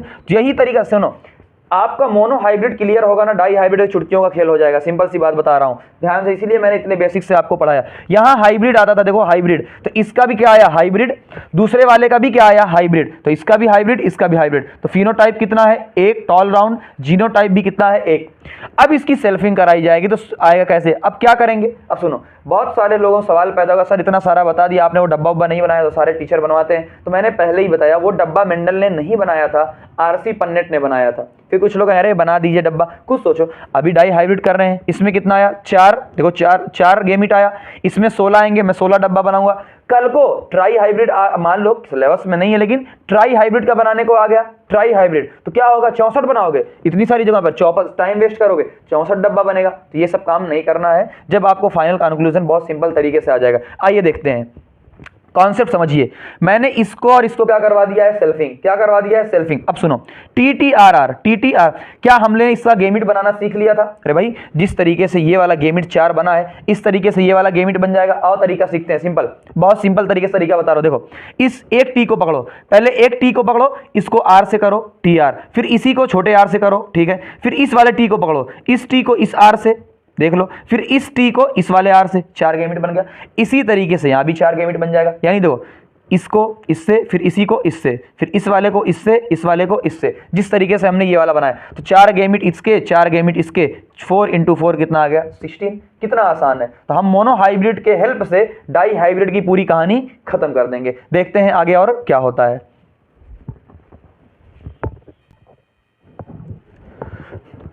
आइए डाई हाइब्रिड क्रॉस को बहुत ही अच्छे तरीके से, सिंपल तरीके से हम लोग समझते हैं मोनो हाइब्रिड की हेल्प से। तो बहुत सिंपल से, बहुत ध्यान से देखिएगा, आपको बड़ा बड़ा डब्बा उब्बा बनाने की ज़रूरत नहीं पड़ेगी। कोई भी आपको दे दे, हज़ारों तक आप बना ले जाएंगे। सिंपल देखिए, mono hybrid into mono hybrid die hybrid, यानी दो मोनो हाइब्रिड को क्रॉस करा दो, मल्टीप्लाई कर दो, आपका क्या बन जाएगा, डाई हाइब्रिड। आइए देखते हैं, हमने क्या लिया, टॉल इंटू ड्वार्फ हमने लिया। ये पूरी कहानी हमने देख लिया था, टॉल इंटू ड्वार्फ वाली, कि पहले में टॉल बनता है, सेल्फिंग करवाते हैं, फिनोटाइप 2 आता है, जीनोटाइप कितना आता है, पूरा का पूरा। इसी तरीके से अगर हम एक और कैरेक्टर ले लें, राउंड और रिंकल का, तो पहले में क्या आएगा भाई, राउंड की डोमिनेंट होता है, राउंड आएगा, इसका भी फिनोटाइप 2 आएगा, राउंड का 3/4, रिंकल का 1/4, जीनोटाइप पूरा का पूरा ये आएगा। अब हम क्या कर रहे हैं, इसी रिजल्ट को यूज करके हम क्या बनाएंगे, अपना डाई हाइब्रिड क्रॉस, जो कि tall round into dwarf wrinkle था, ठीक है ना, इसी का। तो पहले में क्या आएगा, टॉल और राउंड। तो आइए देखते हैं, टॉल और राउंड की जब हम लोग क्या करवाएंगे सेल्फिंग, तो क्या प्रोड्यूस होगा। आइए देखते हैं, सिंपल सी देखो, फिनोटाइप क्या आएगा, इन दोनों को मल्टीप्लाई करिए, 2 × 2 कितना आया, 4, कितना आया, 4। अब रेशियो क्या आएगा, रेशियो निकालने के कई तरीके हैं, आइए देखते हैं। पहला टॉल और राउंड, हम लिखते हैं टॉल और राउंड, ये 3/4, ये राउंड का आपका, ये भी 3/4, 3/4 × 3/4 9/16। दूसरा टॉल एंड रिंकल, देख लो, टॉल एंड रिंकल, यानी एक बार 4 कैसे आएगा, देखो 4, 2 × 4 4, ये तो आ गया। कैसे 4 आएगा देख लीजिए, एक बार इस टॉल के साथ राउंड, एक बार इस टॉल के साथ रिंकल, ठीक है, 2, एक बार इस ड्वार्फ के साथ राउंड, एक बार इस ड्वार्फ के साथ रिंकल। ये रेशियो सबका देख लीजिए, यहाँ से मल्टीप्लाई करके ये पूरा का पूरा रेशियो आ गया।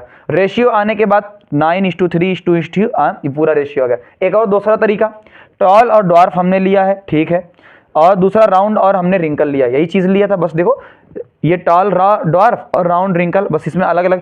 टॉल और ड्वार्फ का रेशियो कितना है, 3:1। राउंड और रिंकल का भी रेशियो कितना आएगा, 3:1, अकॉर्डिंग टू मोनो हाइब्रिड वाले में 3:1 आएगा। ये डोमिनेंट रिसेसिव। आइए मल्टीप्लाई करते हैं, देखिए 3 को 3 से पहले मल्टीप्लाई करेंगे, 3 को 3 से 3 से 9, फिर 3 को 1 से 3, फिर आपको 1 को 3 से 3 और 1 को 1 से 1, तो पूरा देख सकते हैं कि टॉल राउंड पहला आएगा, फिर टॉल और रिंकल आएगा, फिर डॉर्फ एंड राउंड आएगा, फिर डॉर्फ एंड रिंकल। कितनी आसानी के साथ अपना पूरा का पूरा रेशियो आ गया। आइए जीनोटाइप देखते हैं।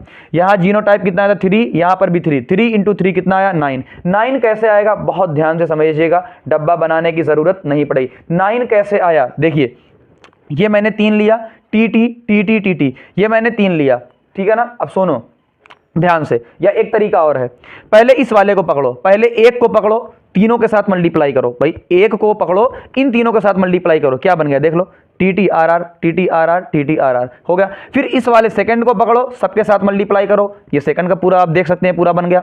फिर थर्ड वाले को लो और इस आर वाले के साथ यानी पूरे के साथ करो, तो थर्ड वाले टी टी को लिया, पूरे आर के साथ हमने कर दिया, तो ये 9 आ गया पूरा का पूरा, आसानी के साथ 9 आपका आ गया। दूसरा तरीका, रेशियो कैसे आएगा देखो, अब क्या है टी टी आर आर, देखो टी टी का रेशियो 1/4, आर आर का 1/4, 1/4 1/4 1/16। दूसरा T T R R, T T का क्या होगा 1/4, आर आर का 2/4, तो आर आर का 2/4, तो 1/4 × 2/4 2/16। इसी तरीके से आप पूरा रेशियो यहां देखकर आप निकाल सकते हैं। तो रेशियो कितना आएगा देख लीजिए, 1/16, तो 16 सब में से कैंसिल, 1 to 1 1 to 1, 2 4 2 2 4 2, फिर 1 2 1, ये आपका आसानी के साथ आ गया। अब यहां से एक और हैक पॉइंट हम निकाल सकते हैं, और वो क्या निकाल सकते हैं आपका, कि जब भी आपका क्या रहेगा होमोजाइगस, ये भी होमोजाइगस, ये भी होमोजाइगस, 1/4 रेशियो आता है देख लो। होमोजाइगस चाहे ये वाला हो चाहे ये वाला हो, दोनों होमोजाइगस हैं, ये वाला और ये वाला, 1/4 रेशियो। हेट्रोजाइगस में क्या आता है 2/4, तो हेट्रोजाइगस में देख लो 2/4 आता है, बाकी हर जगह क्या आता है, तो उस अकॉर्डिंग भी डायरेक्ट हम कर सकते हैं, ठीक है ना। पहली चीज कि आपका जो होमोजाइगस होगा उसका डबल क्या होगा हेट्रोजाइगस, जहां जहां हेट्रोजाइगस आ रहा है देख लो, यहां भी हेट्रोजाइगस, यहां भी हेट्रोजाइगस, यहां भी हेट्रोजाइगस, यहां भी, यहां 4 क्यों है, क्योंकि यहां दोनों होमो हेट्रोजाइगस हैं। तो आराम से तो बहुत सारे लॉजिक लगाकर आप सोच सकते हैं। आइए देखते हैं अगला लॉ ऑफ इंडिपेंडेंट असॉर्टमेंट। ये क्या है, सबसे पहली चीज मैं समझाता हूं। सबसे पहली चीज क्या है, आपको ध्यान से देखना है चीजों को ताकि कोई भी गलती ना हो। मैंने कहा ये मेरा गेमीट था, ये मेरा अपना गेमीट था, ये मेरा आपका क्या था, अपना एक पेयर था। टी को अलग किया, ठीक है, टी को अलग किया और इस टी को अलग किया, सेग्रीगेशन किया, हाँ इसके साथ मैंने इसको अलग किया, इसके साथ मैंने इसको मैंने सेग्रीगेशन इसका किया। अब इसका सेग्रीगेशन करेंगे हम, इस वाले का सेग्रीगेशन करेंगे। अब ध्यान सुनिएगा, बहुत ध्यान से, एक ही मिनट में सारी बातें क्लियर हो जाएंगी, इतना बड़ा ला बहुत आसानी से आ जाए। देखो मैंने कहा कि इस टी को मैंने यहां किया, ठीक है, इस टी को मैंने यहां किया, क्या एक पेयर का सेग्रीगेशन हुआ, हाँ। अब सेकंड के पेयर का सेग्रीगेशन करेंगे, तो सेकंड पेयर का सेग्रीगेशन डिपेंड नहीं करता, यानी ये वाला आर यहां भी आ सकता है, यहां भी आ सकता है। तो मैंने एग्जांपल के तौर पे यहां बना दिया ये वाला आर, तो यहां पर क्या चला जाएगा ये वाला आर, फिर इस वाले टी के साथ भी ये वाला आर आ सकता है, और इस वाले टी के साथ ये वाला आर भी क्या आ सकता है, यानी इसका जो सेग्रीगेशन हुआ है, इस वाली एक पेयर का जो भी सेग्रीगेशन हुआ है, जो भी आपका सेग्रीगेशन कह लीजिए, दूर होने कह लीजिए, सेपरेशन, तो टी और टी का जो भी सेपरेशन हुआ है उस पर ये वाला डिपेंड नहीं कर रहा है। तो वही चीज लिखी है, segregation of one pair of trait is independent of segregation of another pair, यानी कोई भी फर्क नहीं पड़ता कि आपने टी को यहां रखा, तो ये आर इसके साथ ही जाएगा या ये आर इसके साथ ही जाएगा। भाई ये यहां भी आ सकता है और यहां भी आ सकता है, इसी तरीके से इसके साथ ये भी जा सकता है, इसके साथ ये भी जा सकता है, तो कोई किसी पर डिपेंड नहीं करता। तो आइए देखते हैं, अच्छा ये ऐसा हुआ क्यों, ताकि ज्यादा से ज्यादा गेमिट बन सके। तो असर्शन रीजन में अगर आ सकता है कि इंडिपेंडेंट असॉर्टमेंट क्यों हुआ, तो ज्यादा से ज्यादा गेमिट बन सके। दूसरा, मिनिमम क्या होना चाहिए, मोनो हाइब्रिड में ये वैलिड नहीं होता, आप मोनो हाइब्रिड में कभी इसको लगा नहीं सकते कि देखो सिर्फ क्या गेमिट बनेगा, टी और टी बनेगा, बस खत्म, एक ही पेयर है, नहीं। तो मिनिमम क्या होना चाहिए, डाई हाइब्रिड, ट्राई हाइब्रिड भी हो जाए और सारी चीजें। तो मोनो डाई हाइब्रिड तक हम लोग पढ़ते हैं, तो मोनो में नहीं वैलिड होगा, बाकी इसके सारे में सब में वैलिड होगा। अच्छा इसका एक्सेप्शन क्या, जैसे एग्जांपल के तौर पे ये देखो, TTRR ले लिया हमने, 2 क्रोमोसोम लिया है हमने, 2 क्रोमोसोम लिया है, 2 लोकस, बिल्कुल देखो एक लोकस इस टी का, एक लोकस RR का, 2 लोकस हैं लेकिन डिफरेंट क्रोमोसोम, ये अलग क्रोमोसोम, ये अलग क्रोमोसोम। अब देखो इस टी के साथ ये भी आ सकता है, बिल्कुल इस टी के साथ ये भी आ सकता है, ठीक है, इस टी के साथ ये भी आ सकता है, इस टी के साथ ये भी यानी कोई किसी पर डिपेंड नहीं करता कि तुम इसके साथ जाओगे मैं इसके साथ जाऊंगा, डिपेंड नहीं करता। तो चारों टाइप के। इसका एक्सेप्शन क्या है, इसका यानी कौन इसके रूल को फॉलो नहीं करता? लिंकेज। कौन फॉलो नहीं करता? क्लास 12 में टॉपिक आता है, बता देता हूं, लिंकेज। अब कैसे देखो, ये देखो, ये TTR है, डाई हाइब्रिड है, बिल्कुल सही बात है। दो लोकस हैं, दो लोकस तो हैं लेकिन सेम क्रोमोसोम है। यहाँ क्रोमोसोम ये वाला अलग, ये वाला अलग, जबकि यहाँ पर ये क्रोमोसोम क्या है? सेम क्रोमोसोम पर है। अब देखो, बताओ क्या, बताओ कभी भी ये T और R अलग हो सकते हैं? नहीं, एक साथ। कैसे? तोड़ के थोड़ी अलग करोगे। तो यानी ये T R के साथ जाएगा, बिल्कुल सही बात। ये वाला T इस R के साथ जाएगा, बिल्कुल सही बात। लेकिन ये वाला T इस R के साथ नहीं जा सकता। क्यों? आपको इस R को तोड़ना पड़ेगा। तो ये TR और ये वाला T, यानी ये वाला T इस R के साथ नहीं जा सकता, आपको तोड़ना पड़ जाएगा, आपको तोड़ना पड़ जाएगा। एक ही क्रोमोसोम पर है, इसलिए लिंकेज इसका एक्सेप्शन है। कि बहुत इंपॉर्टेंट चीजें सारी मैंने आपके सामने रख दी। टेंशन वाली सारी की सारी नोट्स आपको ना टेलीग्राम चैनल पे मिल जाएगी, जो कि लिंक में है, पूरा का पूरा आपको मिल जाएगा। ठीक है ना, आगे बढ़ते हैं हम लोग।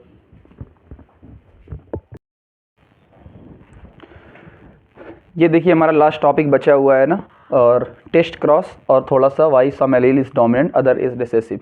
तो हमने देखा था कि मेंडल वाले केस में, ठीक है, कि पहली प्रोजनी में क्या आता था? टॉल आता था। लेकिन वो टॉल कैसा है? टॉल तो दो टाइप का हो सकता है ना। देखिए, एक टॉल तो डोमिनेंट, देखिए एक TT और एक कैपिटल T स्मॉल t, उसके दो जीनोटाइप हैं। रिसेसिव के तो एक ही हैं, एक ही जीनोटाइप है। अब इन दोनों जीनोटाइप में से अगर आपसे बोला जाए टॉल, तो हम कहेंगे भाई कौन सा वाला टॉल, ये वाला टॉल या ये वाला टॉल? तो उसको चेक करने के लिए हमने क्या करवाया है? टेस्ट क्रॉस करवाया जाता है। देखते हैं, टू आइडेंटिफाई अननोन जीनोटाइप, यानी डोमिनेंट का दो जीनोटाइप था, एक ये था और ये था। तो उसका क्या है जीनोटाइप, उसको चेक करने के लिए हम उसको क्रॉस करवाएंगे, किससे? रिसेसिव से। तो सबसे इंपॉर्टेंट लाइन क्या है कि किससे क्रॉस करवाएंगे? रिसेसिव से क्रॉस करवाएंगे। जैसे ये देखिए, ये आपका टॉल है, फिनोटाइप है, एक ये हो सकता है, एक ये हो सकता है। तो कौन सा है, इसको चेक करवाइए। आप डॉर्फ वाले से इसको क्रॉस करवाइए। तो जैसे ही आप करवाएंगे, देख लिए TT सारे, अगर सारे के सारे टॉल मिल रहे हैं, एक ही टाइप के फिनोटाइप मिल रहे हैं, इसका मतलब क्या होगा? ये कैपिटल T होगा। ठीक है ना, कैपिटल T होगा। सिंपल यहां बना के दे सकते हैं, TT तब भी आपका आएगा टॉल, TT तब भी आपका आएगा टॉल। लेकिन अगर ये वाला है, अगर हाइब्रिड वाला है, जब इसको क्रॉस करवाएंगे तो इसमें टॉल भी मिलेगा, इसमें डॉर्फ भी मिलेगा। देख लीजिए यहां से करवा के, TT क्या मिल जाएगा? TT और T और छोटा t ये मिलके ये बना लेंगे। आप करवा सकते हैं। 50-50% आपको मिलेगा, 50-50%, यानी टॉल भी 50 मिलेगा और 50, तो 1:1 का रेशियो होगा। ये बहुत इंपॉर्टेंट है कि एक टाइप का फिनोटाइप आया, इसका मतलब टॉल वाला, ये कैपिटल T कैपिटल था। दो टाइप का फिनोटाइप आया, इसका मतलब क्या होगा कि ये डॉर्फ, ये जो है आपका हाइब्रिड वाला था। 1:1 का रेशियो आएगा इस टेस्ट क्रॉस में, वेरी इंपॉर्टेंट। तो आपसे पूछा टेस्ट क्रॉस में रेशियो क्या आएगा? 1:1 का रेशियो आएगा टॉल और डॉर्फ का। ये क्वेश्चन अच्छा है, आपसे पूछा गया। होमोजाइगस राउंड प्लांट इस टेस्ट क्रॉस। जब भी टेस्ट क्रॉस की बात होगी, इसका मतलब क्या होगा? रिसेसिव वाले से हम लोग क्रॉस करवाएंगे। तो आपसे पूछा जा रहा है यहाँ पर रिंकल कितने मिलेंगे? रिंकल खुद सोचो। होमोजाइगस राउंड, होमोजाइगस का मतलब क्या होता है? ये वाला सेम। तो अगर इसका राउंड है, इसका मतलब सारे के सारे राउंड मिलेंगे, तो ये रिंकल कभी भी मिलेगा ही नहीं, रिंकल कभी भी मिलेगा ही नहीं, सारे राउंड मिलेंगे, कि होमोजाइगस है। हेटेरोजाइगस वाली कंडीशन में मिलते थे। लास्ट टॉपिक आपका, why some allele is dominant other is recessive. क्यों ऐसा होता है? कुछ लोग डोमिनेंट होते हैं, कुछ लोग रिसेसिव होते हैं, ठीक है ना। तो क्या हम देखते हैं कि जो जीन होता है वो प्रोटीन बनाता है, और प्रोटीन ही क्या बनाता है? आपका ट्रेट प्रोड्यूस करता है। ये हमने लिया एक, आपका क्या था? आपका एक हमने एलील लिया जो अनमोडिफाइड है, यानी नॉर्मल सा एलील है जिसके अंदर कोई भी मॉडिफिकेशन नहीं हुआ। एक सिंपल सा एलील जो होता है, सिंपल ना, अनमोडिफाइड मतलब नॉर्मल एलील हमने लिया, वो डोमिनेंट वाला है। उसने कुछ एंजाइम बनाया होगा, एंजाइम बनाया, और एंजाइम, उस एंजाइम के अंदर, यानी एंजाइम क्या होते हैं? प्रोटीन। उस एंजाइम के अंदर सबस्ट्रेट आ रहा है और प्रोडक्ट में कन्वर्ट हो रहा है। कोई भी चीज़ जैसे रिएक्टेंट प्रोडक्ट में कन्वर्ट हो रहा है, तो सबस्ट्रेट आ रहा है, प्रोडक्ट में कन्वर्ट हो रहा है, और उस प्रोडक्ट की वजह से जो भी चीज़ें बनेंगी उससे आपका ट्रेट विजिबल होगा। तो यहाँ तक तो हमारी नॉर्मल बात। अब क्या हुआ? इसमें म्यूटेशन हुआ, और म्यूटेशन के बाद इसका मतलब क्या? म्यूटेशन के बाद मॉडिफाइड हुआ। भाई म्यूटेशन होगा, कुछ ना कुछ चेंज आएगा, और अगर चेंज आए इसका मतलब मॉडिफाइड एलील। अब मॉडिफाइड एलील एक डोमिनेंट हो सकता है, रिसेसिव हो सकता है। ध्यान से देखिएगा हमने कैसे कहा, ये जो मॉडिफाइड एलील है, अगर उसने एंजाइम को चेंज नहीं किया, जैसा कि ऊपर वाला एंजाइम था सेम वैसा ही रहा, या लेस एफिशिएंट रहा, तो ट्रेट विजिबल रहेगा। जो भी ट्रेट मिल रहा था वो विजिबल रहेगा, तो हम उसको क्या बोल देंगे? डोमिनेंट। लेकिन ऐसा मॉडिफाइड एलील जिसने एंजाइम को प्रोड्यूस ही नहीं किया, कोई भी एंजाइम, या फिर एंजाइम तो मिला लेकिन नॉन फंक्शनल है, कोई भी काम नहीं कर रहा है, तो सबस्ट्रेट प्रोडक्ट में कन्वर्ट नहीं होगा, ट्रेट विजिबल नहीं होगा। और अगर ट्रेट विजिबल नहीं होगा, इसका मतलब वो रिसेसिव वाला होगा। तो हमने, अगर एंजाइम चेंज नहीं हो रहा है, इसका मतलब ट्रेट विजिबल होगा, तो डोमिनेंट। और अगर एंजाइम चेंज हो गया, एंजाइम बना ही नहीं, नॉन फंक्शनल है, तो ट्रेट नहीं दिखेगा, तो रिसेसिव हो जाएगा। देखते हैं, जैसे ये देखिए अनमोडिफाइड है, ये टी और कैपिटल डी ये एक नॉर्मल सा है, तो नॉर्मल का मतलब अनमोडिफाइड, तो ठीक है। लेकिन इस वाले को देखो, इस वाले को ध्यान से देखना, इसके अंदर मॉडिफिकेशन हुआ है, और कौन सा मॉडिफिकेशन हुआ है? रिसेसिव वाला। देखो रिसेसिव वाला है, इसका मतलब मॉडिफाइड है, तो मॉडिफाइड का मतलब ये देखो रिसेसिव, और कोई भी यहाँ पर ट्रेट विजिबल नहीं होगा, नॉन फंक्शनल होगा या एंजाइम नहीं होगा। तो ये पूरा मेंडल का पार्ट आपका पूरा डिटेल में हो चुका है, आप इसको अच्छे से पढ़िए, रिवाइज करिए। और भी सारे पार्ट हैं, लेकिन मेंडल का पार्ट सबसे इंपॉर्टेंट है। मैंने हर एक बेसिक आपके साथ कवर कर दिया है, ठीक है ना। Best of luck guys, thank you very much.